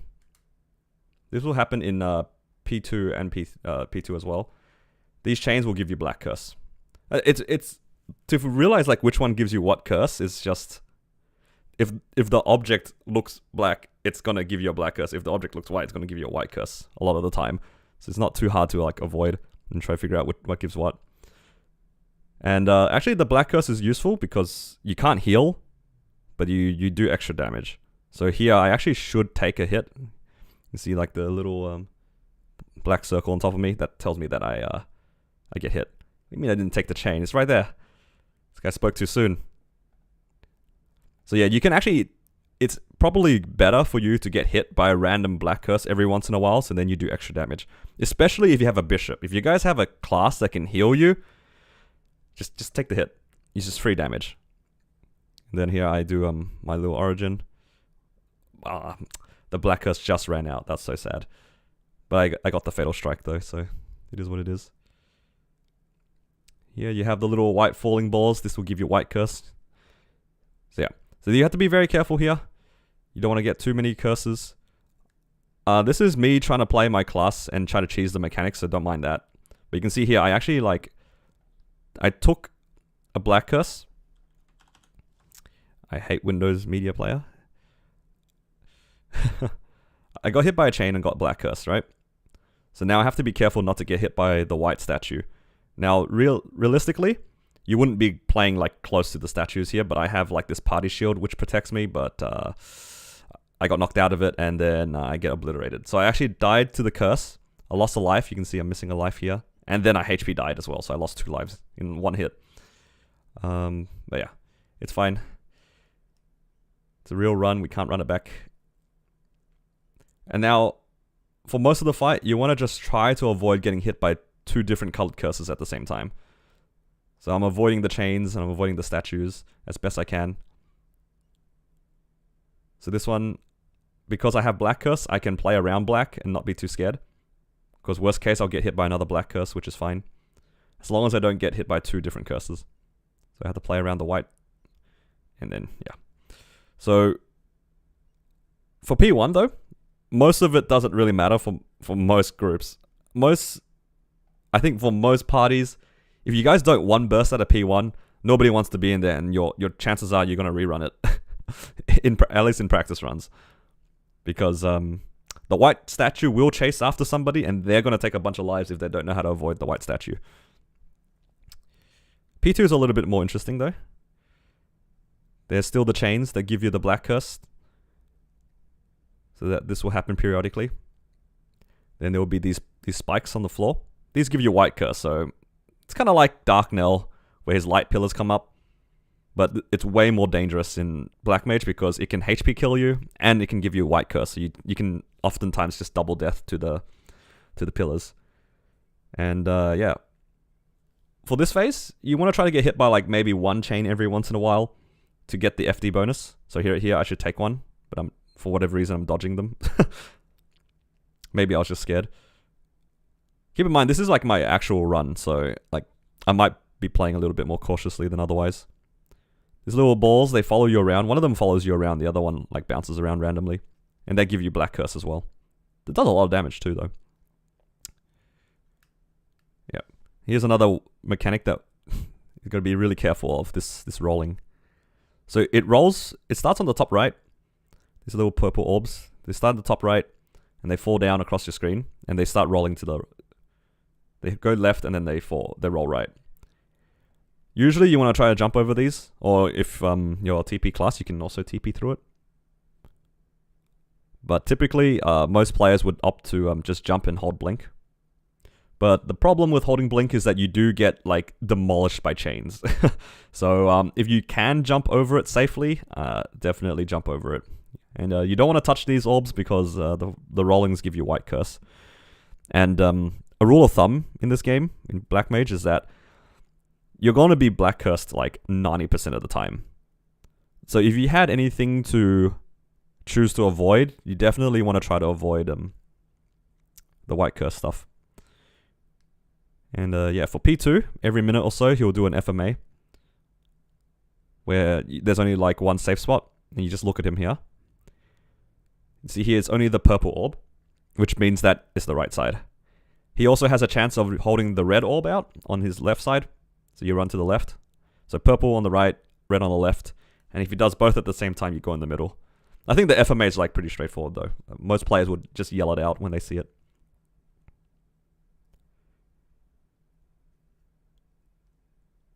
Okay. And then P2, that's pretty much all the mechanics for P2, honestly. It's just a lot of like making sure that you don't lose lives to the white curse. Because the chains are relatively easy to dodge for most classes. You can honestly just outwalk them. They kind of remind me of like lucid lasers and stuff like that. What's the 12 that I typed? That's my own reminder for the next FMA. The next FMA, the FMA comes every minute. And the time, that was just whenever the next one is. I think I started saying it aloud instead of typing it, because typing it can get you killed. But that was just like a habit thing. When I run in parties, I usually type it. And yeah, from here, all it really is just DPSing, taking a Black Curse every once in a while to do max damage, and then avoiding the white curses as best you can. So all of the things on the floor, all the things flying from the sky will give you white curse. So yeah, you just want to stay away from that. Good thing to know as well, the far left and the far right sides on the corners here are like safe spots from these pillars. And honestly, the safest way to play the pillars is just to look at which ones are coming up. Because the moment that they explode, they don't do damage anymore. So what I would do a lot of the time is just keep an eye out on which ones are about to pop. Because you can see the order of them. So you can see right here, this one here just started. So I know that that's safe. And over here, I see two of them on top of me like this, right? So I know like they're about to go off. So I stay on the side of it. And now I can't hit the boss anymore. I'm too far. So I want to try to get in as soon as possible to do damage. So I wait for this one to pop. The moment it pops, I can teleport back in. So the spikes are like not as scary as they seem, because the moment that it goes off, it's safe. It's only annoying when all of them come together. When they all come together, then it's a little bit annoying because it's like a full map attack, but you're just going to have to hope that you don't get that pattern. Do you use Party Shield? Sometimes. Right here, another FMA. Purple. So I run right. Just make sure that... This is a classic, by the way, guys. How many of you guys who have done Black Mage have ran out after the first proc? So this FMA animation happens twice. Very important. It happens twice.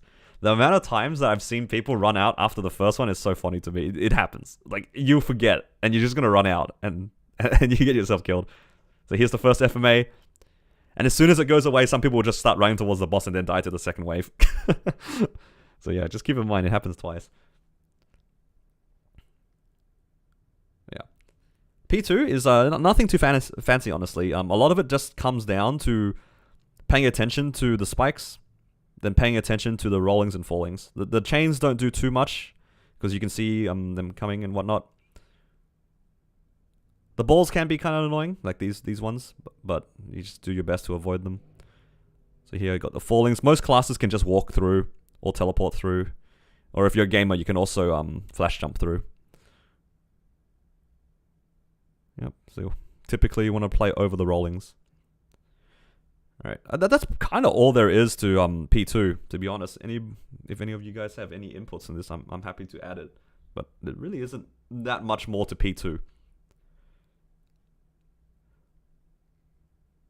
Actually, there is a tip for mages. You can use E-form to tank some patterns, especially the rollings. For some patterns like this, where you have the falling and the rolling at the same time, so you have these white balls and the rollings at the same time, it can be really hard to survive. What you can do is you can use your ethereal form. It's like this one here under my A key, which will, tank the HP hit, because everything hits your HP, right? So this E form helps you tank it. But before you do that, you have to press Hero's Will, because you still take curses. So all of this gives you white curse, right? All these fallings and rollings, they give you white curse. So if you press your Hero's Will and then E form, you can run through everything.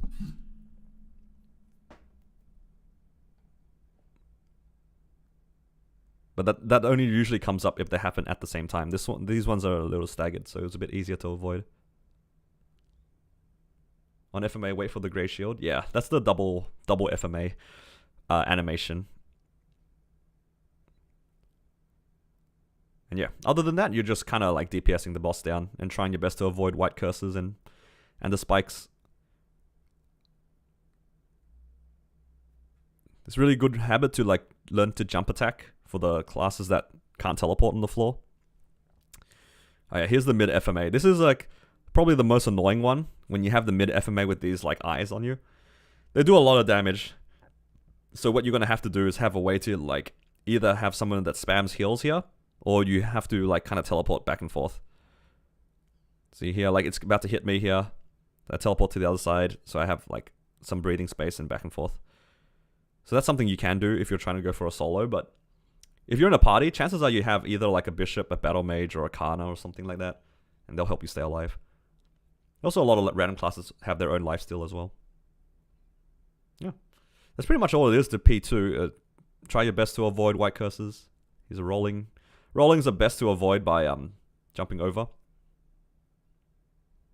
And here's like the double pattern. Just try to play them one at a time. Try to play it safe. Don't need to damage all the time. I just accept my fate if middle FMA plus purple balls. Yeah, that's also a thing. You can do that as well. Yeah, that's pretty much it. A lot of it does come up to practice as well. I'm sure like it's a lot more overwhelming when you go in for the first time, but yeah, with enough practice, you can get out of P1, P2 with most of your lives. Like ideally, you want to get out of P2 with as many lives as possible. It's like one of the safer phases compared to P3. All right, so let's skip over to P3 here. All right, P3 is a little bit more of an annoying phase. So the first mechanic that you have to know is learning how to count to 4. Like unironically, you have to learn how to count to 4. If you can't count to 4, you're gonna have a bad time in this boss. Roughly every 4 seconds in this boss, he will kick. He'll do this little starfish animation. Boop, right there. I don't know if you guys can see that. The bit rate on this is not the greatest because I'm a battle mage. Right? He's gonna like starfish and then just like flop his arms out. And then if you get kicked by that, he'll knock you back. Think of it like Lotus Punch, right? If Lotus punches you, it's annoying and it can knock you into like debris and stuff like that. Black Mage is like 100 times worse because not only does he just like knock you into like a random spot, depending on where you're standing, but he gives you a white curse. And remember, 90% of the fight, you're going to have a black curse on you. So if he kicks you, you're probably going to lose a life. He doesn't even do that much damage. He just like slides you into something and then you just lose a life because you got white and black cursed. So it's very, very important to deduct his kick. He does it every 4 seconds or so. So you have to have like an internal timing in your head. Like every 4 seconds you gotta duck. Or get ready to duck. Sometimes, actually some parties even have somebody that just straight counts the kicks. Like, I remember doing that too. You know, kick 2, 3, 4, kick 2, 3, 4. Like somebody's just gonna be a metronome in the back of the party. And it's okay. It will just keep you in sync and you'll just pay attention to the kick. It's all good. So yeah, that's the first thing. These lasers are the new chains. That's what's gonna give you Black Curse. And that's the main reason why you want to avoid getting kicked the most. And then there's the purple lasers, which do the same thing, but just way more damage. You still have your rollings. So a lot of players will just jump and blink, like I'm doing here. I just got really unlucky because the fallings happened. Like, look at this. Look at this, guys. I'm trying to avoid these rollings. I don't have enough time to teleport through, yeah? Because I'm going to get kicked. And look at my HP. I'm like super low here. So I go, okay, I'm just going to blink and hope for the best. So I jump up, I hold blink, and then boop! The falling spawn. That is so tragic. Do I lose 2 lives from that? No, luckily I only lost 1 life, just a HP death. But that could have been a curse death as well, which is really bad.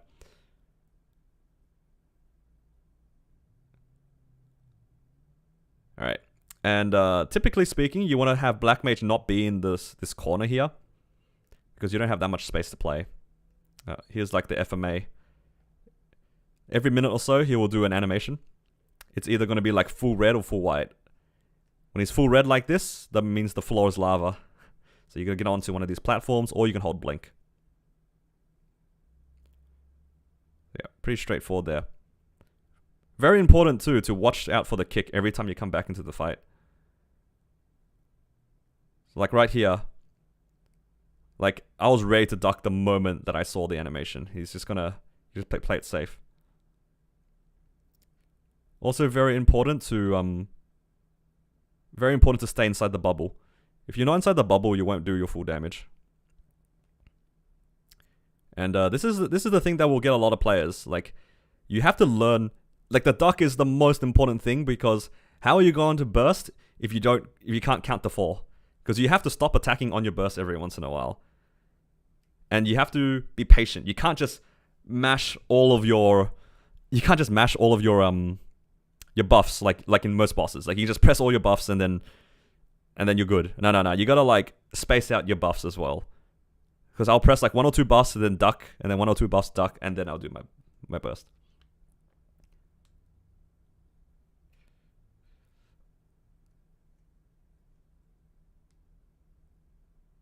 Yep. So you go. He's unbound, so you gotta get ready to kick again. You know, just that's the most important thing. Okay. If nothing else, guys, if you're learning how to do Black Mage, if nothing else, just learn to count to 4. Unironically, like the kick is like the biggest thing. It's the biggest thing that will get people killed in every single Black Mage run. Like, everything else has such like an easier time to dodge. You can jump over most things. You can blink and hold blink for a lot of it. But you can't do damage if you're not on top of the boss. Alright, here's the down FMA. He went white. You can hide under some of the platforms if you want. Or you can use an iframe, or you can use E-form. That's all good. Yeah, those are the main things. There are like a lot of like small things that you have to watch out for. Like the platforms. When they get created, they actually like apply white curse. I think I might actually die to one in this run somewhere. But yeah, we'll see that if it comes up. Yeah, just play safe. Try your best not to get kicked. This red orb. Oh my god, horror stories. If you get bumped by this, it like reverses your keys. This just straight reverses your keys. So if you get kicked into one of these, you're just gonna lose 2 lives, almost guaranteed. You're probably gonna get curse death, and then HP die immediately after. So this is why you want to try to play on the right side of Black Mage, if you can. So if you do get kicked, you get kicked into this small area here, which is way less likely to get you killed. So you want to try to stay on the right side of Black Mage if you can. Or just right on top of him, that works too. Like, honestly, right on top of Black Mage is probably one of the safest spots in the fight. Unless there's a laser on him, obviously. Oh yeah, this is the zigzag ball that JH was talking about, this one here. Like these will just like go down the screen like this. I don't know if you guys can see my mouse. Can you guys see my mouse? Like it goes down the screen like this. Just down the screen slowly. If that touches you, it just stuns you. It's like, why? Why is this in the game? You touch this, it stuns you, and then you're probably going to get kicked and then die. So this one's a bit annoying. There's not really anything about it. It's just, yeah, it's just kind of there. Just got to remember that it's there. This is a good thing to do as well. If you can utilize this top platform here, you can get away from a lot of mechanics. You can see here, I have the rollings that I don't really know how to avoid, but I noticed that this platform got created so I can use it as a safe point. Just keep in mind, this place is not safe from kick. You do have to jump when he kicks. So he will still do that kick mechanic. You do see the mouse? Okay, nice. I get kicked here. All right. This is like the most instructive use of Hero's Will for Black Mage. It's kind of hard to know when to use Hero's Will, but I'll show you the most basic way to use it. If you accidentally get hit by a white curse somehow, maybe you cop a falling to the head, maybe you get kicked, all right? Here I get kicked. Boop. All right, got white curse on my head. At this point, my finger is hovering, literally hovering over the Hero's Will button. That's why I have it on end and page down. Like, it's so close to my arrow keys, right? The moment I have a white curse, my finger's already on Hero's Will. I'm ready. Because you have to do it before you get hit by a black curse. It doesn't get rid of the curses. It will stop you from getting new ones. So right now, my finger is already hovering over page down or end, whichever one I'm choosing. Now, the moment that I think I might get hit by anything that gives me black curse, I will just press it. So right here, I can teleport out of the laser, so I'm chill, right? But if I thought for even a second that I was going to get hit by that laser, I was just going to press Hero's Will. So here, I get kicked. And then here, if I couldn't get out of that laser on time, if I was a flash jump class, 100% I press Hero's Will. Because I might just get scraped by that laser for no reason. But because I'm a TP class, I can get away with it. That's probably the easiest way to use Hero's Will. If you notice yourself with a white curse on your head, just immediately just learn to have your finger over Hero's Will, and the moment you think you're going to get hit by a black curse, you can press it. Let's see if it comes up again. I'm not sure if it comes up again. How long do curses last? They last like 5 seconds, 6 seconds. It's kind of long. Like it lasts for a long time. Please correct me if that number's not right, but I think it's like 5 seconds.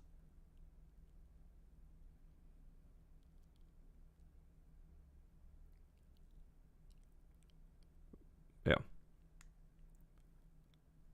And it's also really good if you think you have to take a hit from white for whatever reason.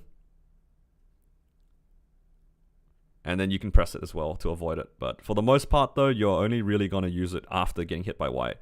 Using it in other ways is kind of hard, if I'm to be honest. Holy lasers. Sometimes you can't do much about it. Very important, actually. For a lot of players, when they're doing Black Mage, it's very easy to get scared and then play outside the bubble. Because you would think, like, the bubble's the danger zone. That's where Black Mage is, right? The bubble is scary. But actually, if you're away from his aggro range and outside the bubble, those purple lasers come out a lot more frequently. So, if possible, you want to stand like at Black Mage's feet. Because then you always have somebody with aggro, which will stop him from making like the purple lasers as frequent. Like these ones. These do so much damage. And if that happens and a bad pattern happens, you're just going to lose lives.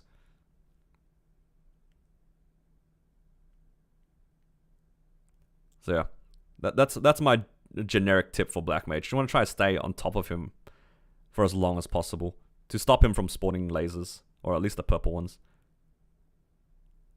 The longer he's kicking, the less lasers you're dealing with.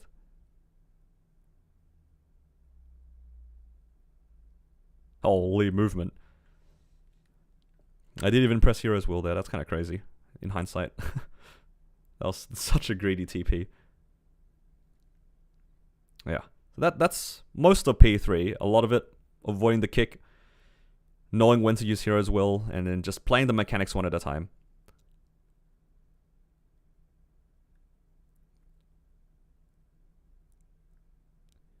And I think when you guys are learning how to do Black Mage, you will find that a lot of things are happening at the same time, and you lose focus for a little bit, and you get kicked.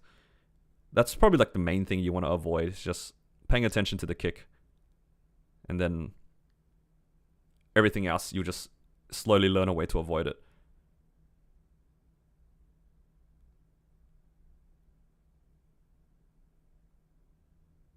Yeah, that was the platform thing. This is why you need to learn the timing to jump off here. So when you're avoiding the up FMA, so when the floor is lava, right? At some point, his HP bar is gonna turn grey. That's when the FMA is over. So right here, the FMA is over, and I immediately teleport off of the platform, or you can jump off it as well, right? And the reason for this is because all of the platforms that are currently existing, they're about to explode, and they apply White Curse on you. I jumped off so quickly, I actually like ran into a new exploding platform, like right here. I jump off this one to avoid the explosion, and then I teleport immediately to the one on the right. Boom, right there. The explosion is pretty big, and this is the only one that can hit you on the floor, basically. And I cop a curse death because I was black cursed. So unfortunate. You can actually duck that explosion. I just didn't think that it would hit me. Well, I ran a little bit too quickly to it. And yeah, that's pretty much all of P3. You're just here for a long time, avoiding kicks, avoiding the rollings. The rollings are basically the same as P2. And the fallings are the same. And yeah, just try your best to stay on top of the boss. If you're staying on top of the boss, there are significantly less lasers.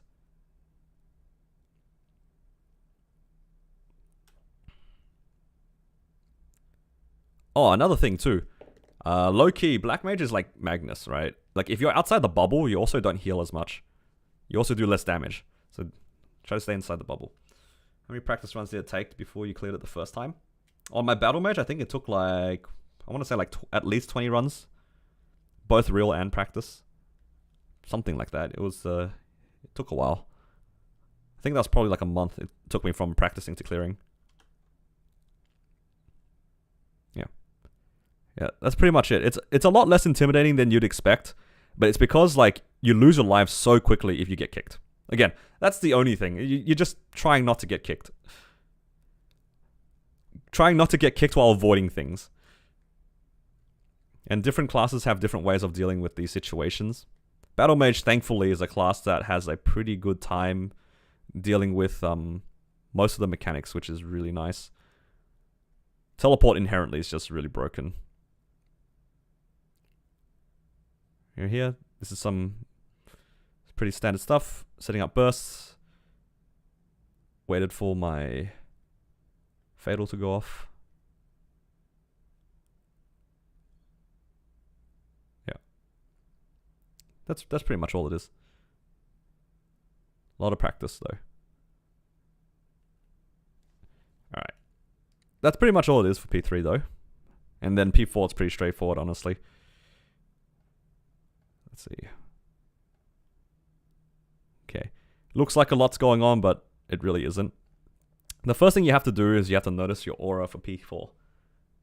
When you go in, you have a random bubble around you. In this case, my character one has a black one. For almost every single player, when they're learning to clear Black Mage, you're probably going to be playing on black aura. And the way you swap aura is just simply by pressing interact. It's very straightforward. And whichever aura you have, you can ignore that color. So you see like there's these black pellets that are shooting around. If you have a black aura, you can ignore the black pellets. So you just only need to avoid the white pellets. So for me, you can see like there's these like strings of white pellets. There'll be white explosions. Those are the things I have to avoid. And all this is just a big dummy. All it does is just shoots pellets at you. And you're just trying your best to DPS. The problem with this, though, is that the FMA happens every 30 seconds. In all the other phases, the FMA happens every every 60 seconds. And whenever he FMAs, you look at the top of the HP bar, it goes silver, it goes grey, white, whichever of those colors. That's his shield. That means unless you kill that shield, you don't do damage to the boss. And it happens every 30 seconds, which is what makes this phase kind of annoying, especially for a solo. Because you have to get through the shield that comes up every 30 seconds to be able to even attack the boss. So just keep that in mind. If you are trying to solo, you have to be able to break that shield. If you can't break that shield, this phase is miserable. What's the bare minimum combat power for BM party? Probably 60. I can see people joining parties at 60 mil. And yeah. And then from here, you're just trying to kite the pellets, avoid the explosions, and just kind of play it safe. It's just a big old DPS dummy. Typically speaking, like most players won't have an issue with this after they've seen it once or twice, so I don't want to spend too much time here. I think my only real tip for this is try to keep the boss in the middle. Try to keep the boss in the middle. It gives you more space to move around. Because if you were like on the left side like I am, and he starts moving a little bit too close, it's so hard to avoid these pellets sometimes. So when you notice that Black Mage is like walking too far to one side, you can try to get through. Like obviously for me, teleporting, I have like a easier time. But just be very careful of flash jumping, because if you flash jump into the middle of him, you're probably gonna die. And yeah, for a lot of the patterns, he will shoot these strings. You see like these pellets here that he's shooting? It like kind of traces after you, like follows you. What one of my friends said to me was, you gotta play it like you're an ADC in League of Legends, where you're just like kind of kiting the balls. Just move back a little bit every time. I've never actually really played League, so I don't know how accurate that is, but maybe that will help somebody.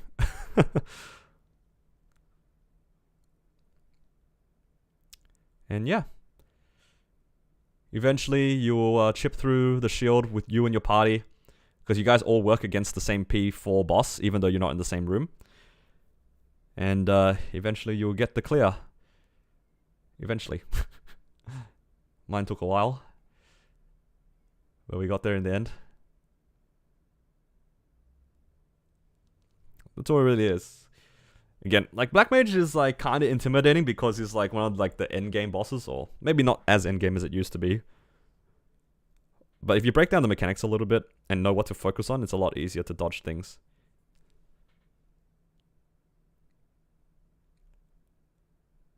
Yeah, I had 2 lives for the entirety of P4, I think. Because the little dot in the middle counts as well as your life. Do you get buffs from your party in P4? No, you do not. The only party buff that you get from your is like the healing fam. I think your healing fams can still heal you, but otherwise you're there by yourself. You're there by yourself. It's you against the world. Also, I didn't talk about the FMA. Like every 30 seconds, you'll have these lightning bolts, right? Because you're playing in Black Aura, you need to get hit by the black lightning bolt. Otherwise, you'll just die. And a lot of players ask, like, how do you identify it? Oh, there you go. There's three different ways to notice which lightning bolt is which. You can see the puddle on the floor here. This is a white puddle where my mouse is. Maybe that's not a good example. Over here, like where my character's standing, there's like a white puddle. That means that this lightning bolt here is going to be white. Similarly, there's like a black puddle here. They also show up at the top. You'll see this one up here is a black puddle. So this lightning bolt will be black. Or you can just look at the actual lightning bolt. The black ones are way darker. You see, like, if you compare these two next to each other, this one is way darker, so you can see this is a black bolt. Now, that being said, I do remember something happening in P4 that I want to show you guys, because I think it's kind of funny. Alright, right here. Right about here, I think. So this is a thing that concerned me the most in my Black Mage run. Right about here. So my burst is up. I'm prepping my burst. Pressing all my buttons. Alright, here we go. We're full sending here, guys. We're full sending the damage. Everything's up. Blasting the boss. It's all good. Just doing damage to the boss. Big burst. And then FMA happens. Alright, which one of these are black? Which one of these are black? Isn't this the most grief thing that you've ever seen in a class? This is so tragic. Like, legit. Like, which one of these lightning bolts are black and which one of them are white? It's so troll.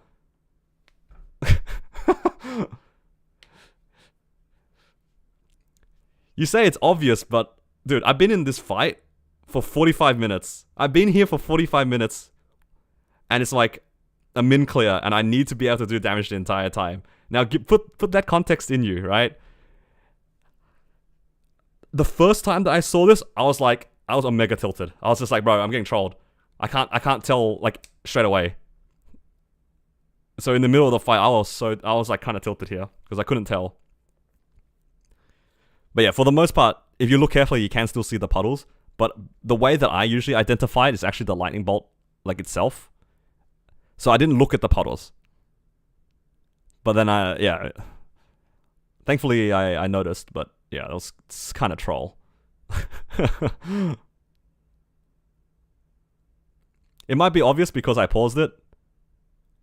But like, imagine, this is like legitimately the first time that I've ever seen FMA with this background up. Like, this is the first time ever. And I see this, and I'm just like, oh man, I just have to hope that that's right. Like a split-second decision there.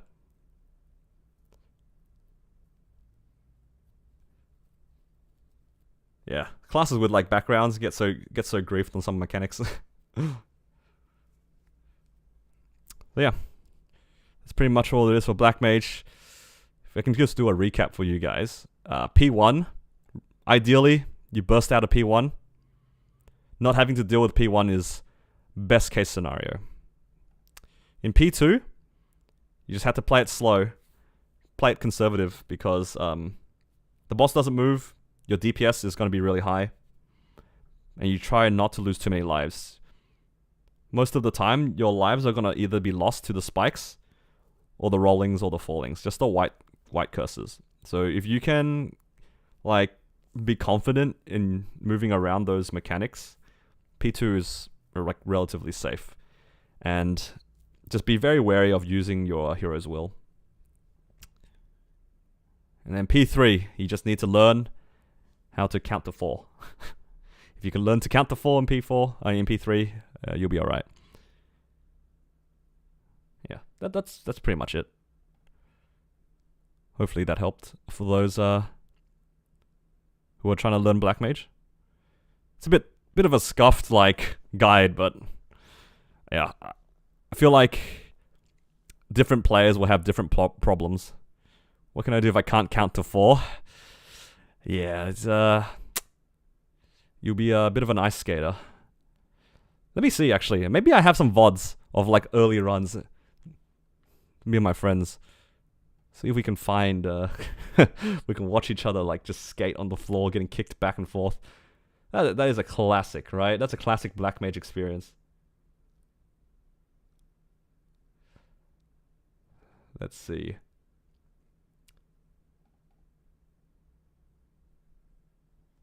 Oh no, that's my Corsair solo. I don't want to watch myself get kicked. I don't know if I actually have any old VODs.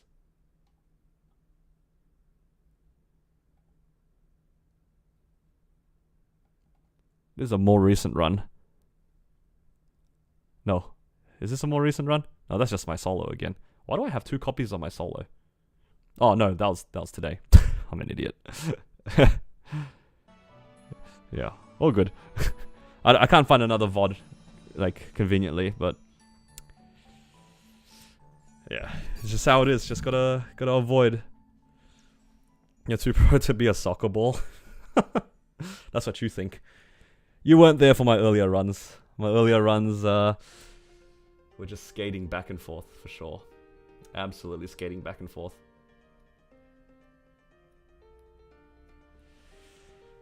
Checked Maple Scout. Apparently you can min clear BM already. I mean, you can min clear BM at like 100.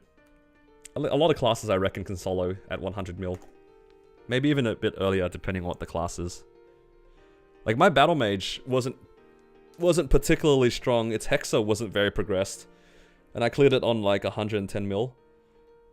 And that was with a Black Heart. Like, I needed to pop a Black Heart to hit 110 to clear Black Mage. So, like, you can definitely clear sub 100. I feel like if I had equivalent gains as that black heart, I probably would have been able to clear, and my combat power would have been a lot lower. Because boss damage adds a lot of combat power. Yep.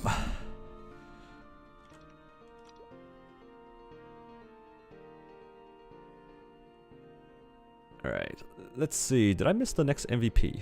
Because I was not paying attention. Let's find out, shall we? 20, 52. I think I might have missed it.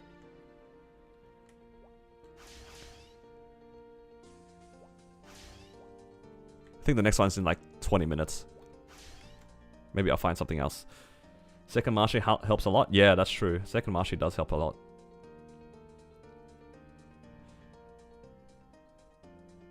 Okay. Question is, do I wait for this next MVP? I guess I can do Commercy, right? And see if I can wait for the next one. Somebody said 20 minutes in the map. I have 20 minutes to do my CPQ runs that I will never find a party for.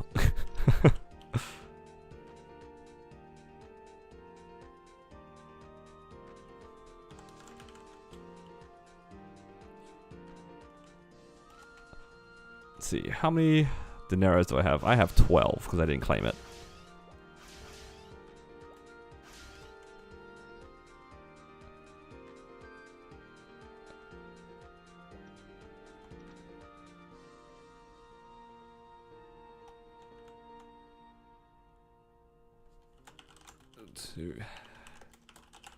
Just gonna change my stream again because I'm not gonna go through Black Mage a second time, I think. And yeah, I can probably go through that video and then put together a pretty scuffed guide, if you can call it a guide. Yeah. Maybe it will help somebody. And hopefully the guys in stream that are learning to do Black Mage, maybe that was a bit helpful for you guys too. I think for Black Mage, you can kind of treat it almost like Will, in the sense where like there's a lot of things happening in Will. Like honestly, there's a lot of things that happen in Will, but most of them are kind of irrelevant. And I think hopefully I gave you that feeling for Black Mage where there's a lot of stuff going on, but if you are avoiding like the key things, you don't really need to know how to do the boss that well.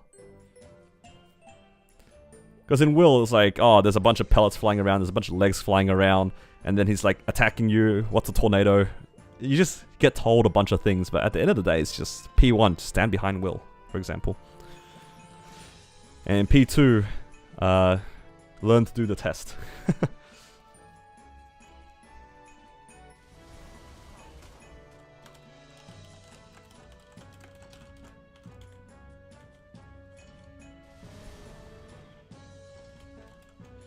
What's Xenon's second mastery? It's triangulation.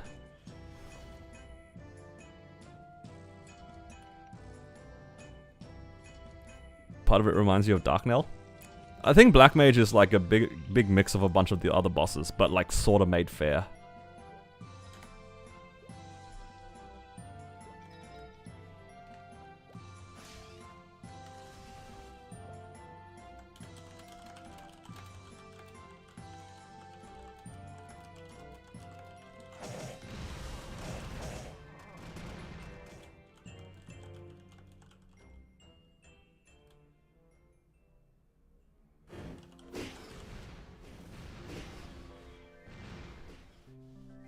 It seemed easy.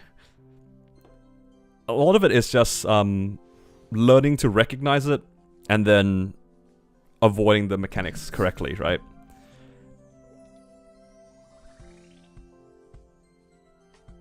That's what it is.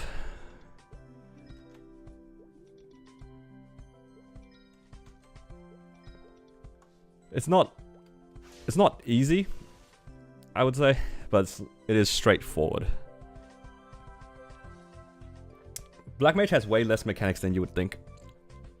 Especially if you're going into it new. Half of it is just broken down to, is this curse white? Or is it black? That's it. Which curse is it? And once you know which one is which, and which ones like instantly kill you, you can just kind of learn to avoid things. Yeah. The hard part about P3 is definitely focusing on the kick while avoiding everything. Right?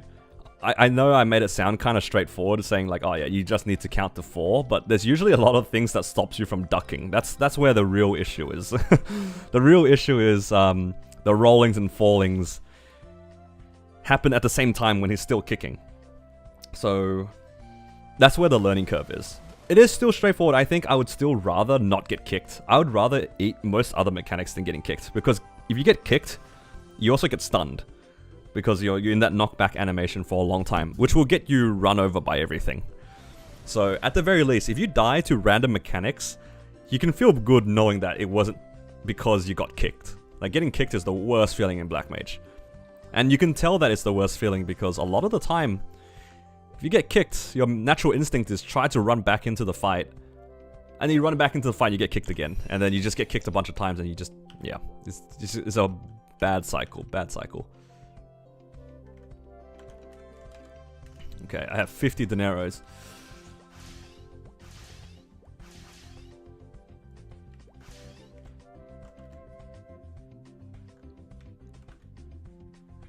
Okay, please. Please. Let me out of this jail.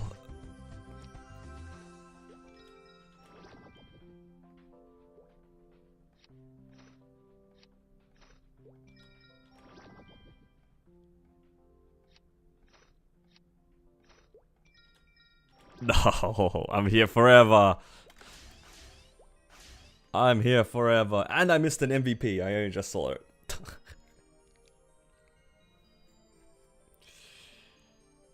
What is transposing? Transposing is like a transfer hammer, but specific to Sweetwater. And you're only gonna use it usually for a pap mark. If you have a 16-star pap mark, like I do here, you can try to transpose it onto a Sweetwater monocle, which will give you... Actually, I can just put it into the menu so you can see. So if I put the 16-star monocle, pap mark here and the monocle here, you see on the right side, it's a 15-star monocle, but it has 8 extra attack power. I also realized I was using my finger to point at my screen as if you guys could see it. That's a little bit embarrassing. But you can see the most important part is actually the 8 attack. Usually at 15-star, you don't have any attack, because each of the stars after 15, that's when you start getting attack. But if you transpose it, it gets an extra 8 attack, which is basically like a free star. And yeah, that's pretty much it. This transpose Sweetwater monocle is basically best in slot after the pitch boss. Hypergram got something on the Hexa? Yeah, triangulation and hypergram are together. Saw your finger stand behind you? That's crazy. Yeah, I don't think I'll be seeing anybody in CPQ anytime soon. So that's a little bit tragic. Is it extra 8 once? Yeah, just once. The triangulation's hard to show, it's just a passive, but the field looks like this. It's a lot bigger now, and it has 2 orbs flying through it. I also realized that Commerce is not a great place to show this because it's dark, but it's just way bigger. Way bigger, does way more damage.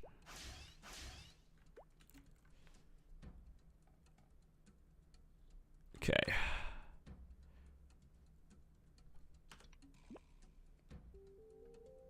Okay, what can I do? Oh, while I'm waiting for MVP, I could fuse some of my fams. I do have a lot of fam cards. Let's see if we can get something. I only have 1? Oh, okay, I need to start making some more. Need to make some more epics. I think I'll make the epic first, maybe. How many fan cards do I have here? I could probably just try the epic first.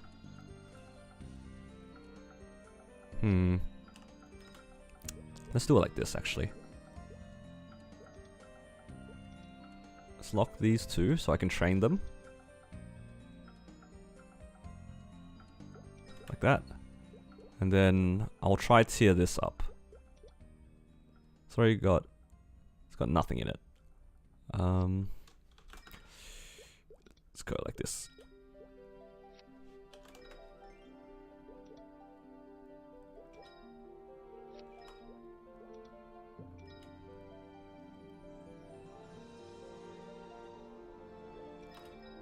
Ooh, first try. Look at the streamer client go. Kind of crazy. JH says, I can already see the third boss damage, fam. Let's see if he manifested it into existence. No, you were wrong. It just makes my party run faster.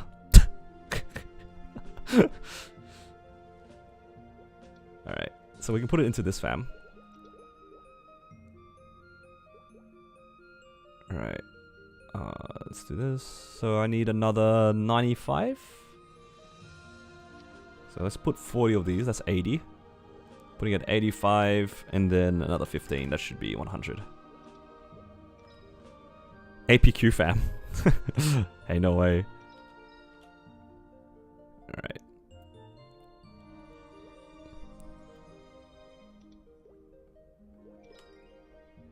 I thought that said 5% attack for a second there. I got really excited. Alright. So my next one, I'll do these two to 5. I'll just make 3 more epics. I think that'll be fine. And then actually, maybe I'll do like this. Let's go. I'll do these two like that. What's the difference between blue dot and green dot? Blue dot means that you're doing anywhere between 5 and 10% of the total damage. And then when you're green dot, you're doing more than 10% of the damage. If you are not a blue or green dot, you don't get any drops. You got a 4% attack on a fam. Is that better than 30% boss? I don't think so. I think 4% is like... I'm trying to remember what the equivalence is. It's probably closer to like 15% boss damage. I want to say 15% boss damage off the top of my head. You'll be able to get drops as long as you're blue? Yep. As long as you're blue, you can get drops. Okay.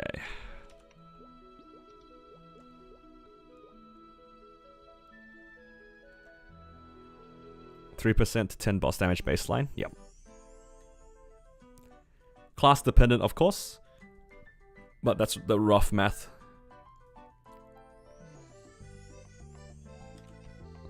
Class dependent and also item dependent.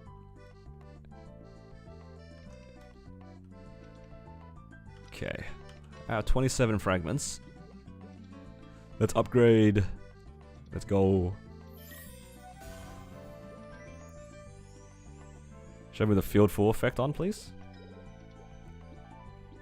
Let's see. Looks pretty nice.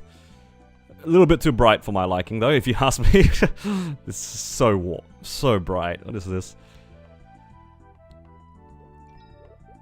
I'm gonna turn this off before I forget. It's way too bright. The balls stay fully visible, though. Oh yeah, I also fixed my secondary, guys. I have 2 lines of attack on it now, and 9% damage. Kinda pog.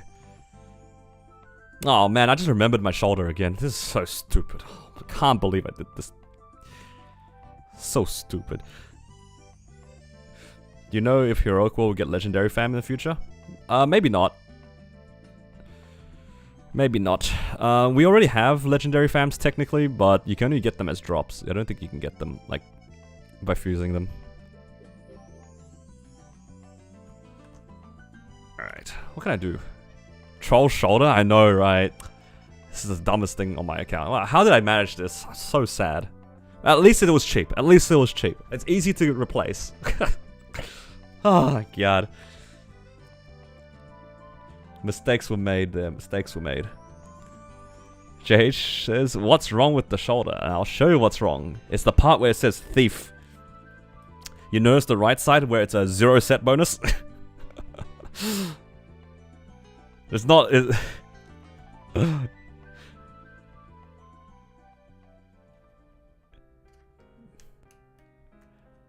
I have 2 pirate ones. And 1 thief one. I'm missing 30 stat... 30 all stat, by the way. 30 all stat, 20 attack, and 10 boss damage. Bro, this is a Xenon thing, man. Why did they let me use a pirate at... Oh, God. Dude, I didn't notice. Did not notice. Just did it get... What? I'm not gonna get thief capes and thief boots. Nah, the other way around. I'm actually, like, full in on my strength and dex at the moment. So I actually want pirate only. I think I get more damage. Can you show the other fields, please? Nah, I'm probably just gonna go train. I'm not gonna go through all the fields for you. Let's see. Let's grab some more of this. What are you gonna do? Hey, look, at the end of the day, it's 21 star, right? At the end of the day, it's still 21 star. It's just casually missing 30 all stat, 20 attack, and 10 boss damage. It's not a big deal, guys. It's not a big deal. It's not a big deal. It's not a big deal.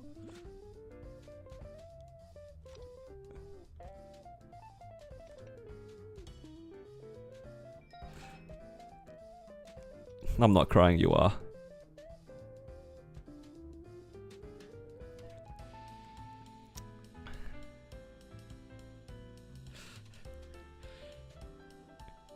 Yeah, I'll see what happens though.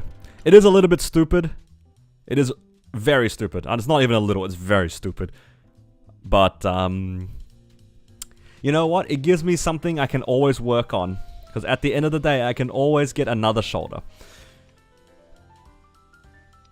Use the wheel droppers? Yeah, that's exactly what I was thinking, JH. But the problem is, I don't have money.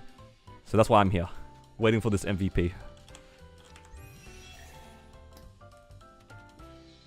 Just cope by saying your familiar luck makes up for it? True. It's okay, guys. I don't need the set bonus when I have all these seagulls. Oh, yeah. My seagulls are the best.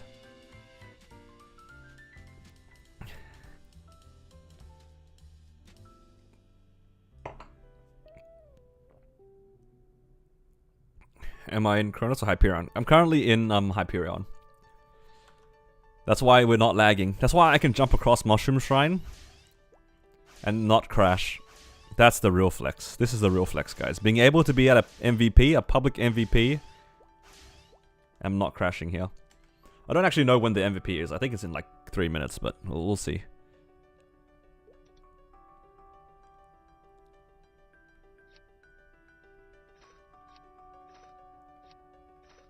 Now, I need more 3x coupons. Probably a few of them I haven't claimed here.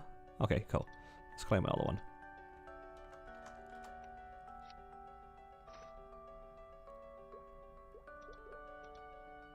Lots of 3x coupons here. And now I'm gonna try my best to leech as many as many MVPs as I can.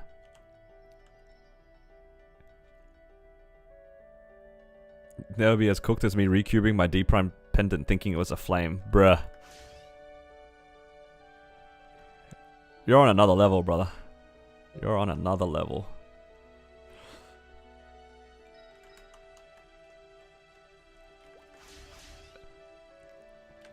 For what it's worth though, JH, I accidentally re-rolled my Meso gear thinking it was my damage gear.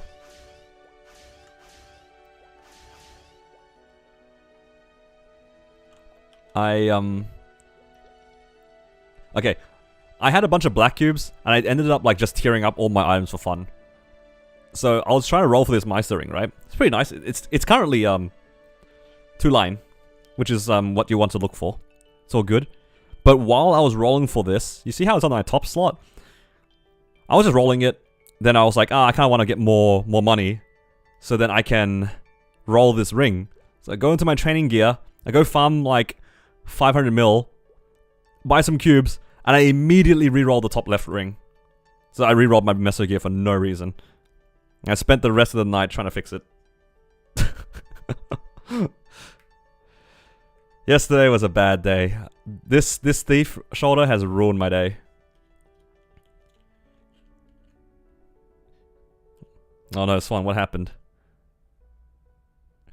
But you know what? It all worked out because it rolled into a hybrid. That's my cope. It all worked out.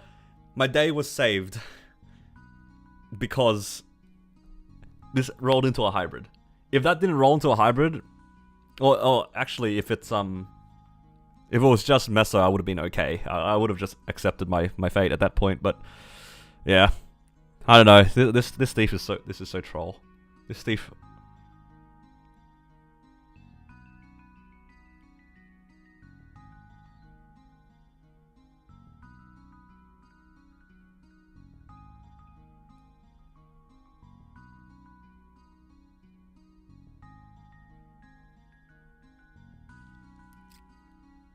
Oh my god, Swan, I just saw your message about the AirPod. That is so tragic. Oh my god.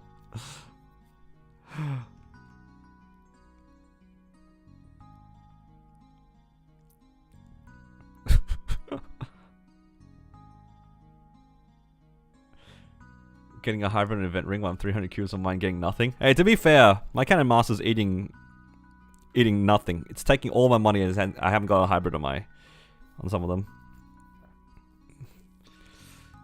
Man, rough day for you, Swan. Hey, looks like it's time to send another shoulder next event. Maybe. We'll see what happens. Okay, looks like everybody's coming back. MVP's coming soon.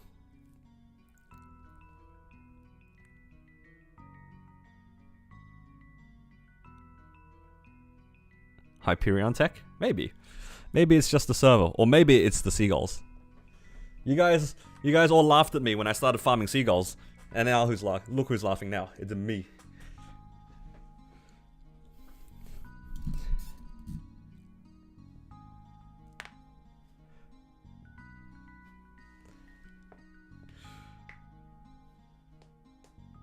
We're waiting out this MVP.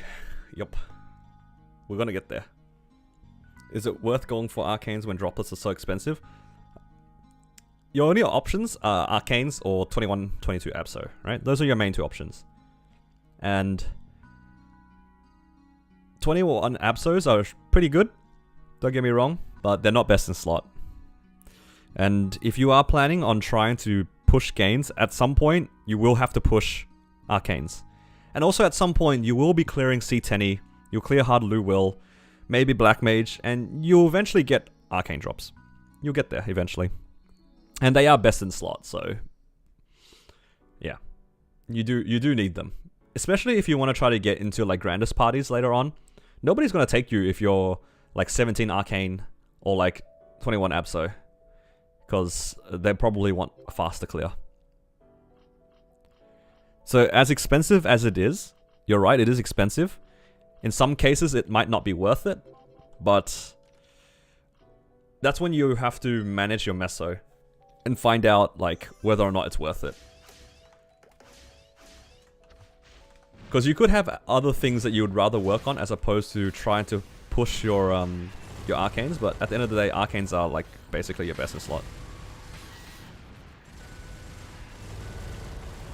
If I check you and I see 21s, I don't consider you for grandest parties.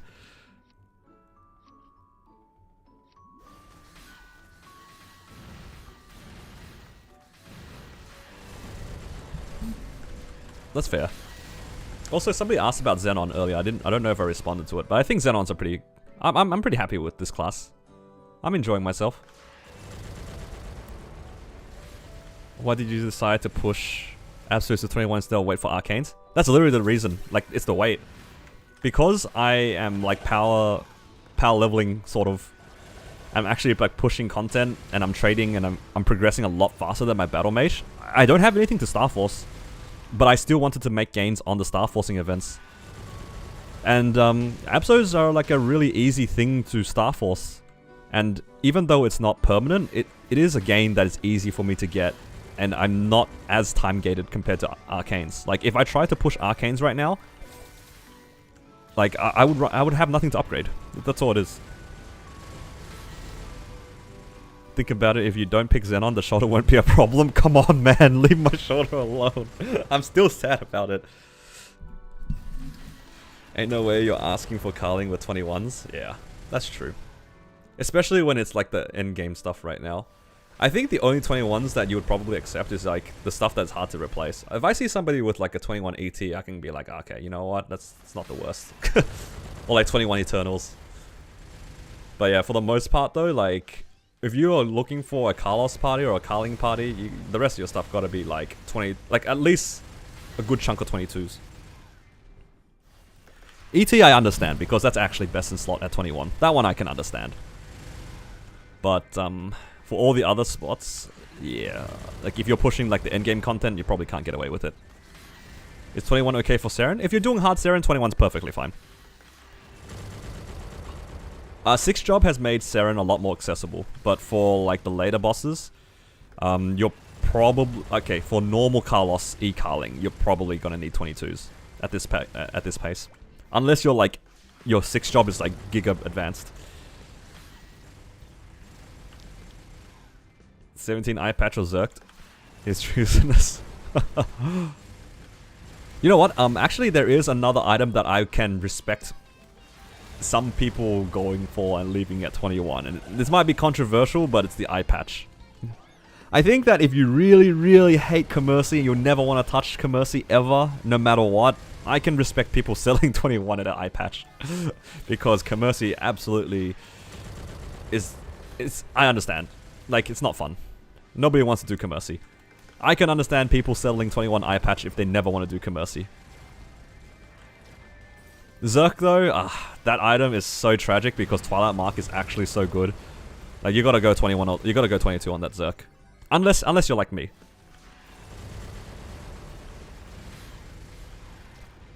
Where, like, I'm hard selling 21 so I can play more characters. Monocle is so easy to get. I know, but I'm saying, like, if you really committed to not doing Commercy, almost out of spite, then I get it. I get it. I get it. But obviously, Monocle is the play, right? Even more so if it's transposed. Like, if you have, like, even like a normal transpose one will beat out the 21 eye patch. But if you don't actually have a Monocle and you've never started Commercy, I can respect it. I respect that. It's just a matter of like whether or not you can be bothered doing the daily, right? But if you're really dedicated to not doing Commercy out of spite, then I can respect your 21 eye patch.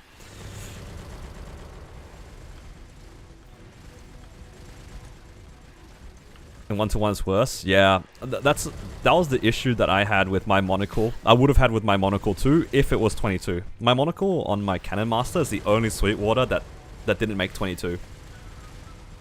I remember one event I spent like 40 bill and all my dineros trying to get my Monocle to 22. I was so sad. It did not go. It did not want to go. I think I had like 10 spares or something. It was... yeah. Talks a lot for full 21 cell on Battle Mage. Yeah, but dude, I already have a character full 22. I don't think I have anything to prove. Come on, man. I don't have anything to prove. I'm a patch gamer because my Monocle is non-existent. not because it's better or worse. It's like I don't have any dineros and I don't want to do Commercy on my Cannon Master ever again. So yeah, I'm using an eye patch.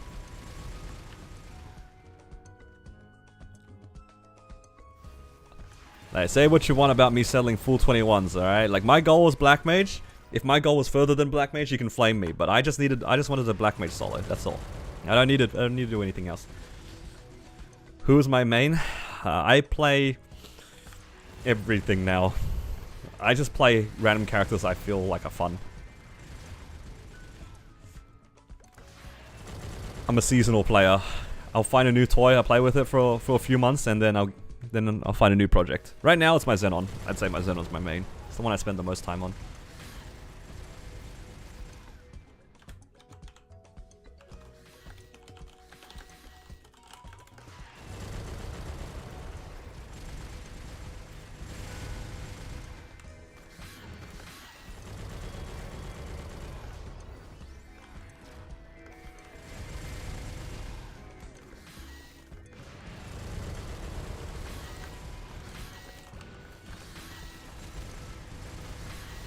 Who's my strongest character? My strongest character is my Cannon Master.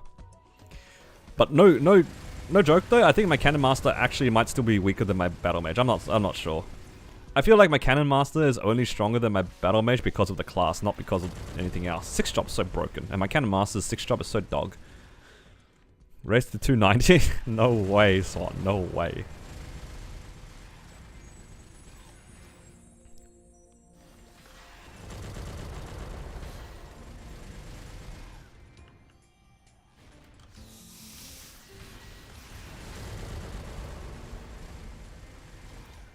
Yo guys, actually, I have a question, okay? Now, how many of you guys right now are in Hyperion? You real pissed right now? I'm sorry to hear, man. I would be too.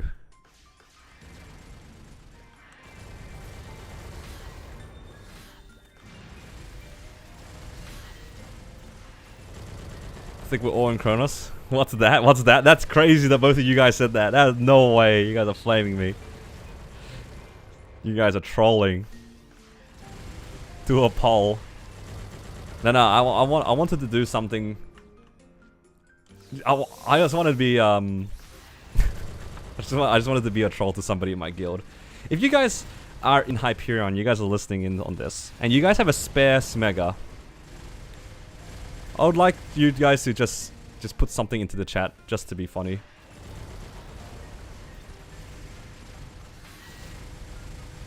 All I'm asking is just to just troll somebody in my guild. Honestly, if there's even like 1 or 2 of you guys, I would be pretty happy with this. I'd just like you guys to just put in a message that says "Go Mest" in all caps, like this. So it's like "Go West," but there's a guy in my guild whose name is Mest. So I just, you know, I'm gonna do that right now. I'll start it. You can smegger whatever item you want. I don't know. Well, let's see. I'll just smegger my shoulder.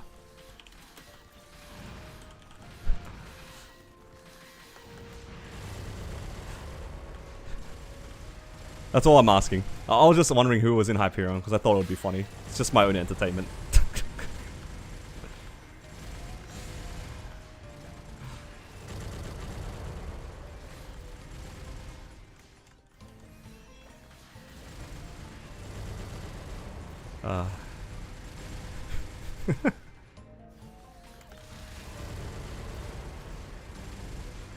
Alright, we got 1 person to say it. I'm already content.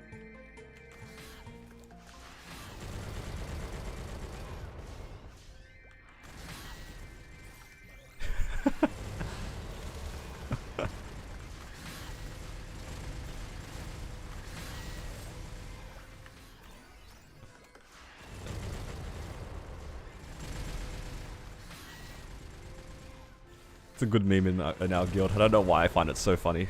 I think I'm just immature. Alright.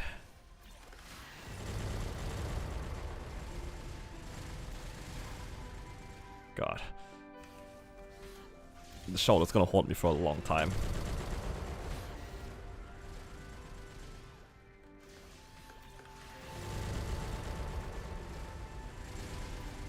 Actually, this is not too bad to train because I can farm my grand spell essences.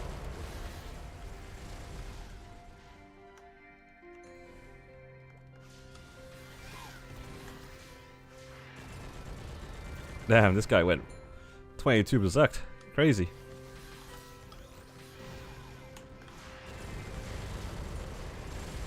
How do you accidentally buy a thief shoulder? I got it from the box. So I didn't really think much about it, because when you open it from an arcane box, typically you only have like 1 option, right?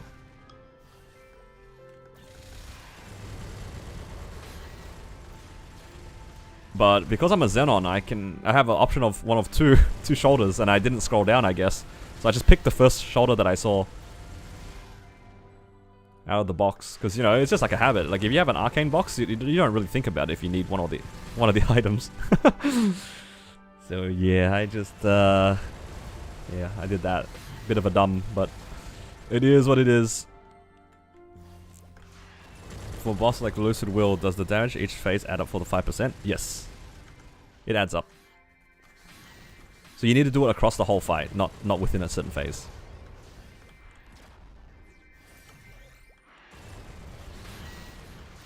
Would you recommend Xenon as a main? Yeah, I think the class is really good as a main. If you're okay with the extra cost, it does do a lot of damage, so you're sacrificing your money for more damage. Like, this class is pretty strong. So worth pushing a class to 260 outside of the Hyperburning event? No, I think that's entirely up to you. It will be slow, and yeah, it just depends on what you want to achieve with the character. If you want to try to do like C10 with the character, it can be pretty painful.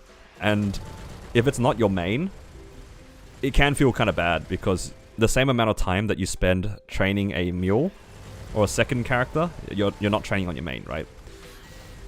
Just definitely depends on what your goal is. technically thieves that can use pirate gear. Yeah. But the problem is, for the Abso set, you need all the gear to be the same set. So, because my shoulder is a thief shoulder, and my shoes and cape are pirate, I don't get 3 set. I only get 2 and 1. Which is why it's so grief. Because I miss out on the 3 set bonus for no reason. All because I didn't read. What a classic situation. MapleStory players do not read.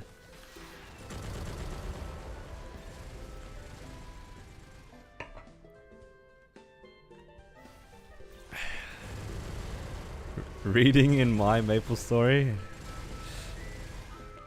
Yeah. Kinda cringe. Imagine reading. Can't read, can't count. That's why I die out in Black Mage. What's your opinion on the Pharaoh event? I think it's fun. Not for me, but I can see people enjoying it. Not my style of event, but it's pretty cool. Breaks up the game a little bit. Has some pretty interesting, like, rewards. It's like the first time I remembered for a while that they've given out, like, hair coupons for a reward.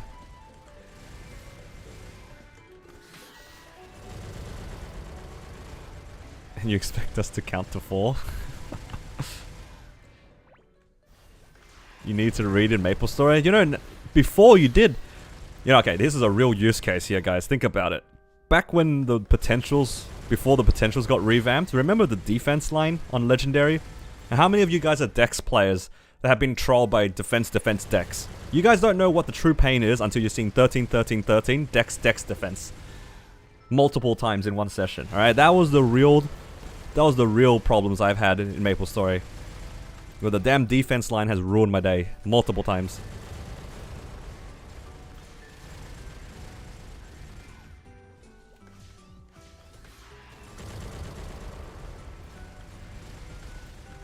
You have not experienced despair until you've seen defense decks in any configuration with triple primes. I'm sure the DAs can feel, yeah, HP, MP, it's the same thing, you just gotta read. You can't get excited by anything. Not allowed to have excitement in this game.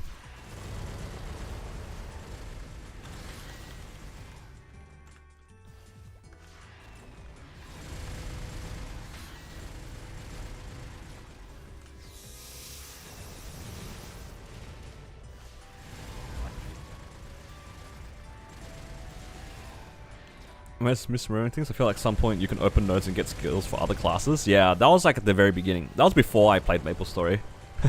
So I never got to experience that hell. That sounds terrible.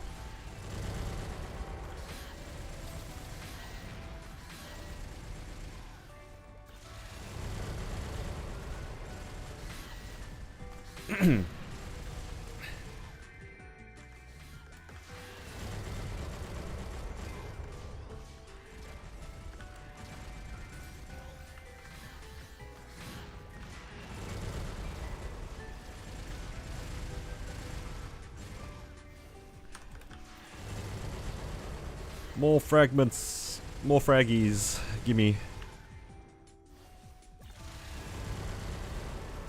Past 275 seems arduous. Yeah, it does slow down a lot. After 275 it definitely slows down a lot. It's just that exponential EXP growth. How's my day? Other than me knowing about my shoulder being the wrong set, it's been alright. Honestly, right now, I'm sad. I'm sad about my shoulder, but I'm also kind of sad for my friend who lost, like, an AirPod. That's kind of tragic.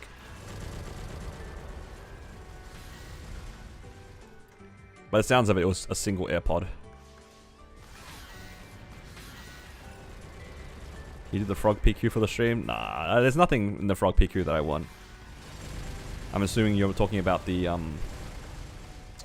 Toad Castle thing.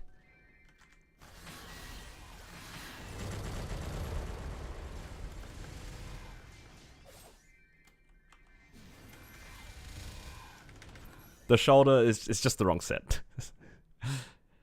I think I'll just let my Salt Urda cap. Yeah, it's just how it is.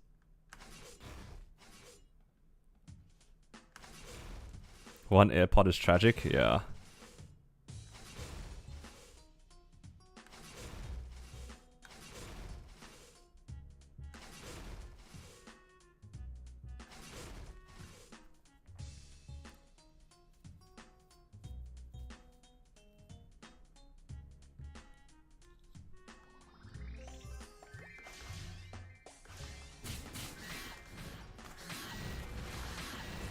Maybe I should change channels so I can find better burning.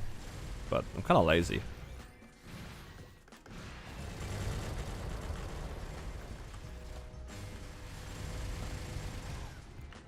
Okay, it looks like we have enough fams to go for another rare, probably, or another epic.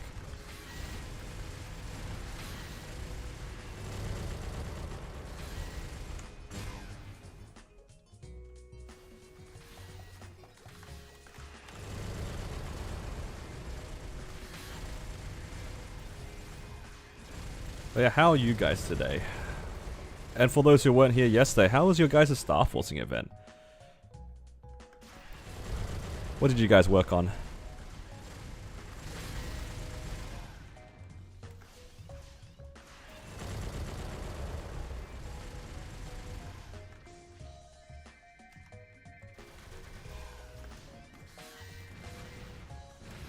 Hopefully you guys did okay in the event.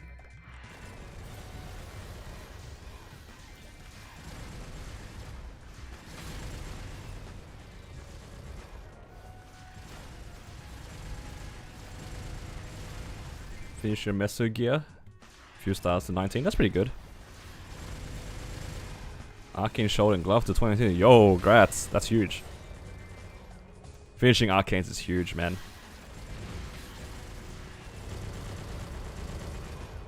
But ET blew up. That's rough. Well, not much you can do about that one though, hey. The pitch boss is just like, you just hope for the best.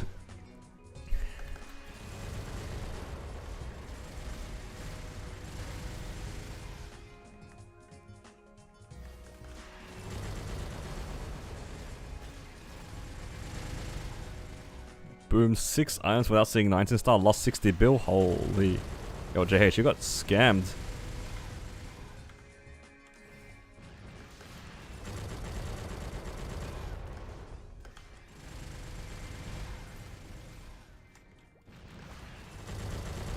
Absolute scam. Because... yeah, Swan did not have a good event either. JH and Swan actually, JH actually had a very similar experience, just to a lesser scale, but like a very similar experience, like almost the same sort of items as well. Because JH, I think you were working on your Eternals as well, didn't you? Isn't that why you like it was so expensive? Honestly, it's just all Eternals. Whenever I see like such little amount of like booms, but like such high value of spend, it's just it's always Eternals. It's all Eternals. All Eternals. I think Swan had 2 Eternals.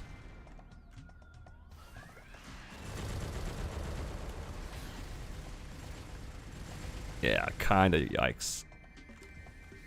Especially if it gets stuck at 17. Holy. 15, 16, 15, 16. That's just full send.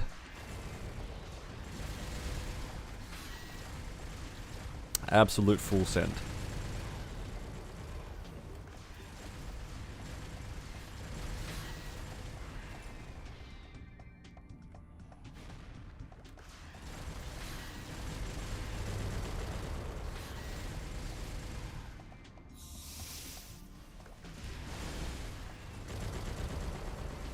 Yeah, kind of rough, guys. I'm sorry to hear. 12 attempts at 23. It's not too bad. Might be a save Eternals until Shining angle.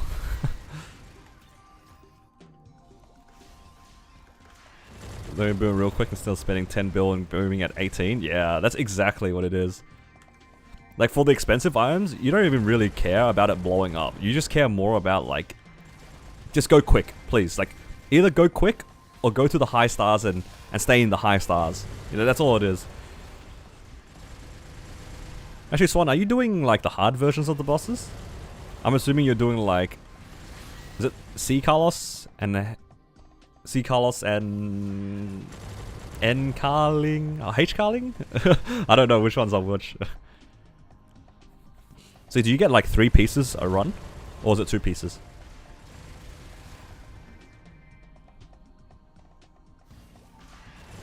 2? Not too bad.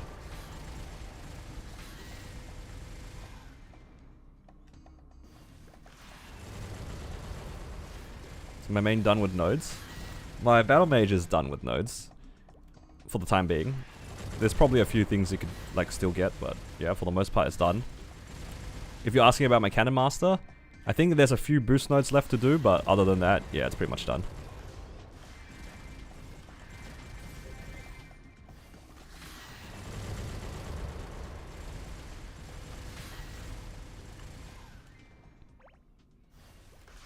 Party might prog C-cast after lib. That sounds exciting. C-cast sounds great.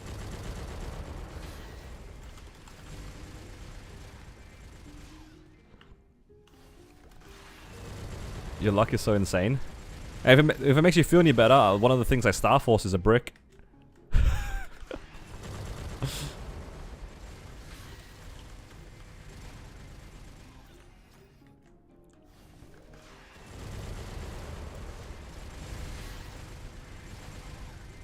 My shoulder's a brick. Any thief shoulder enjoyers? Yup.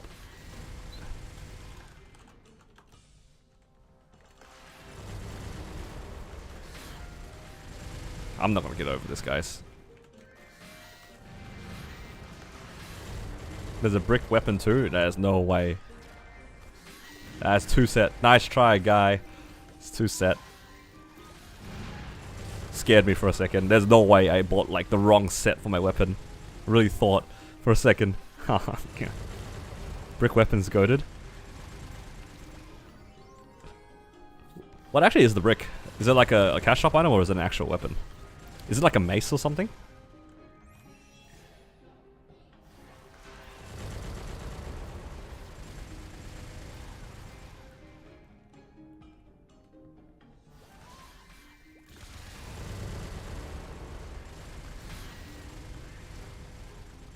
I see, I see. Living 2 days is exciting. Yeah, I'm excited for you. I can't wait for you to get a 13-13-13 magic attack weapon. Oh, sorry, attack. I'm not toxic. I'm sorry, wrong one.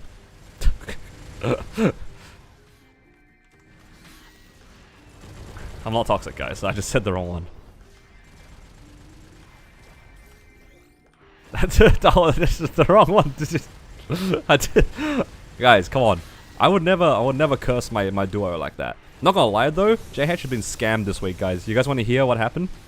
So, we trade our bosses. He gets me 2 Twilight Marks and a Slime Ring. What a guy, right? 2 Twilight Marks, a Slime Ring, and I think an armor box. I get him nothing. Got him nothing. No Slime Ring, no Twilight Mark, no armor, arcane boxes, nothing. Got him nothing.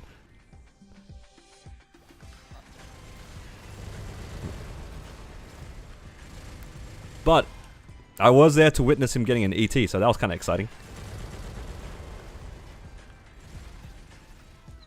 Got you a Cont 1. Nah, that's a... Nah, you gotta tell them. You got on your first week a Cont 4. You can't play it off like you got nothing though. Just last week. Last week was bad. Our last reset was pretty bad.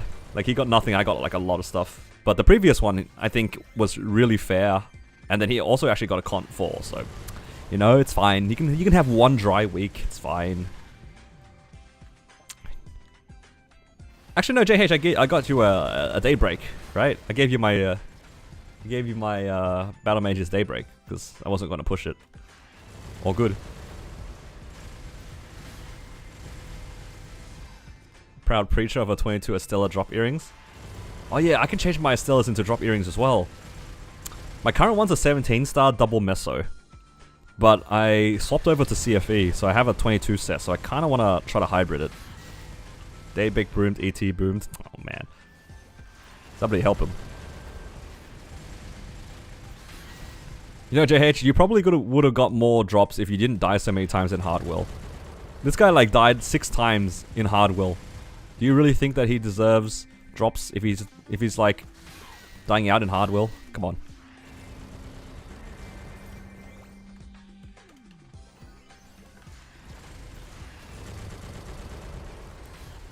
You haven't tapped pitch in ages?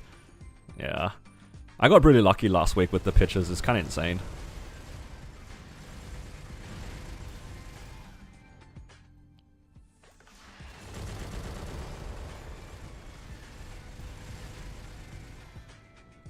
On your battle mage? No, on my cannon master, not my battle mage. My battle mage has only seen hearts. It's only seen hearts. Oh, actually, and one eye patch. One eye patch. But the eye patch isn't usable at the moment anyway, because it's 19 star. And I think even at 21, it's not usable unless I'm too set. Tragic. Tap it to 22 right now. I don't have any money. Like legit, I have no money. I have like 700 mil. I kind of need to save for DMT. This character kind of needs legendary accessories. Or something. I kind of just want to save money on this character again.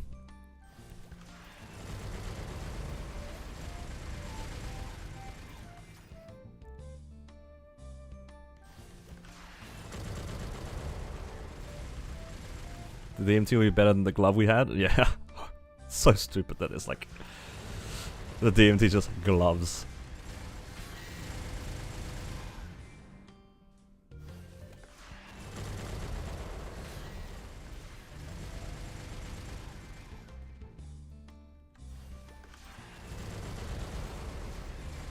Yeah, AB hasn't seen one yet. Do you have prio for it? As in, like, are you soloing it or duoing it or something?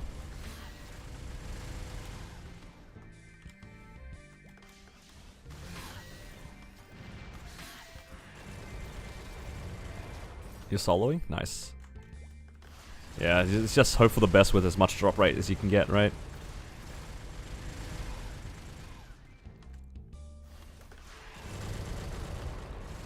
No lie though, I mean, I'm kind of making my money back.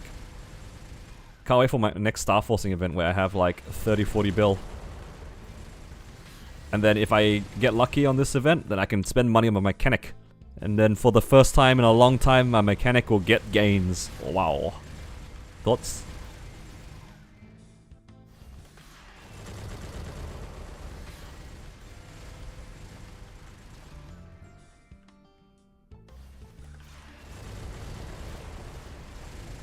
That poor mechanic has not gotten any gains in like the last year. So much for me playing my mechanic for fun. Friendship ended with mechanic. Xenon is my new best friend.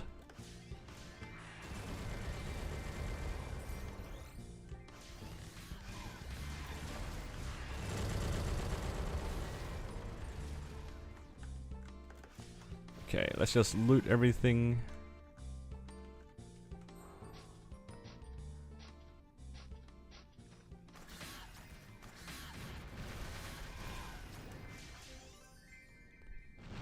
For now? Yep, you are right. For now.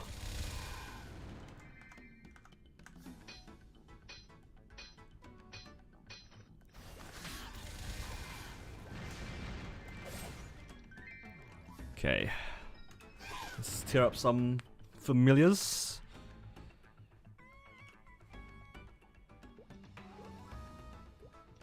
Let's get rid of these first, because... Gotta get rid of those. Let's see. Is it this one? Yeah. Do we even have enough? I have enough for one try. Actually, I should probably try... I want to try to tear this up first. I should probably do the unique, though.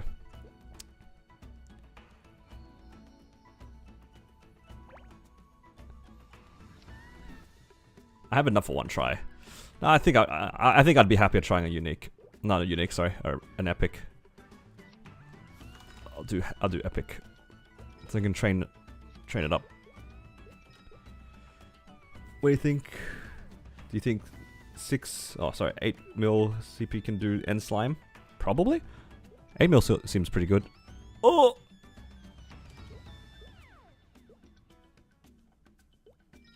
$26.13. It's kind of tragic.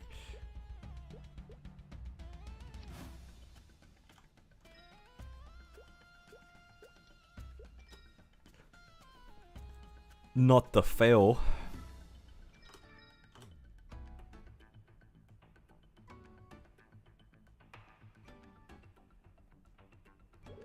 Oh. 2 damage. Let's go. Alright. So now I can train it soon. I just need to do these two, and then I can train this. And then I'll have a bunch of epics that I can tier up. Let's do one more. So I'll probably try to tier this up next then. Yeah, let's do this one.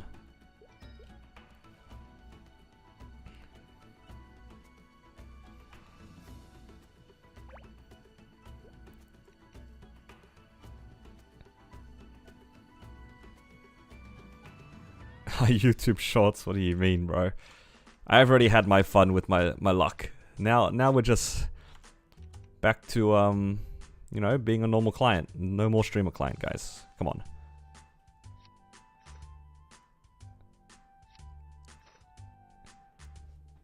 Yeah. I think though I might take a break here. I think I've been streaming for a little bit now, like about 3 hours, so I think I might end it there. Oh, hello, Nick. And also goodbye, because I'm ending stream soon. Anyway, guys, thank you all for keeping me company. If you guys enjoyed the stream, please give it a like. It helps me out a lot. And if you want to catch my future streams, consider subscribing to the channel. Yeah, hopefully we'll see you guys again soon. And yeah, maybe I'll be over my shoulder problems.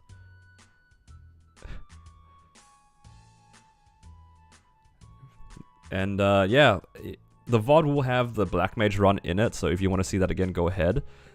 I'll probably try to edit together as a proper video, but we'll see, because it is kind of long. I'll figure that out later. But yeah, I want to go take a break, guys, and yeah, take care.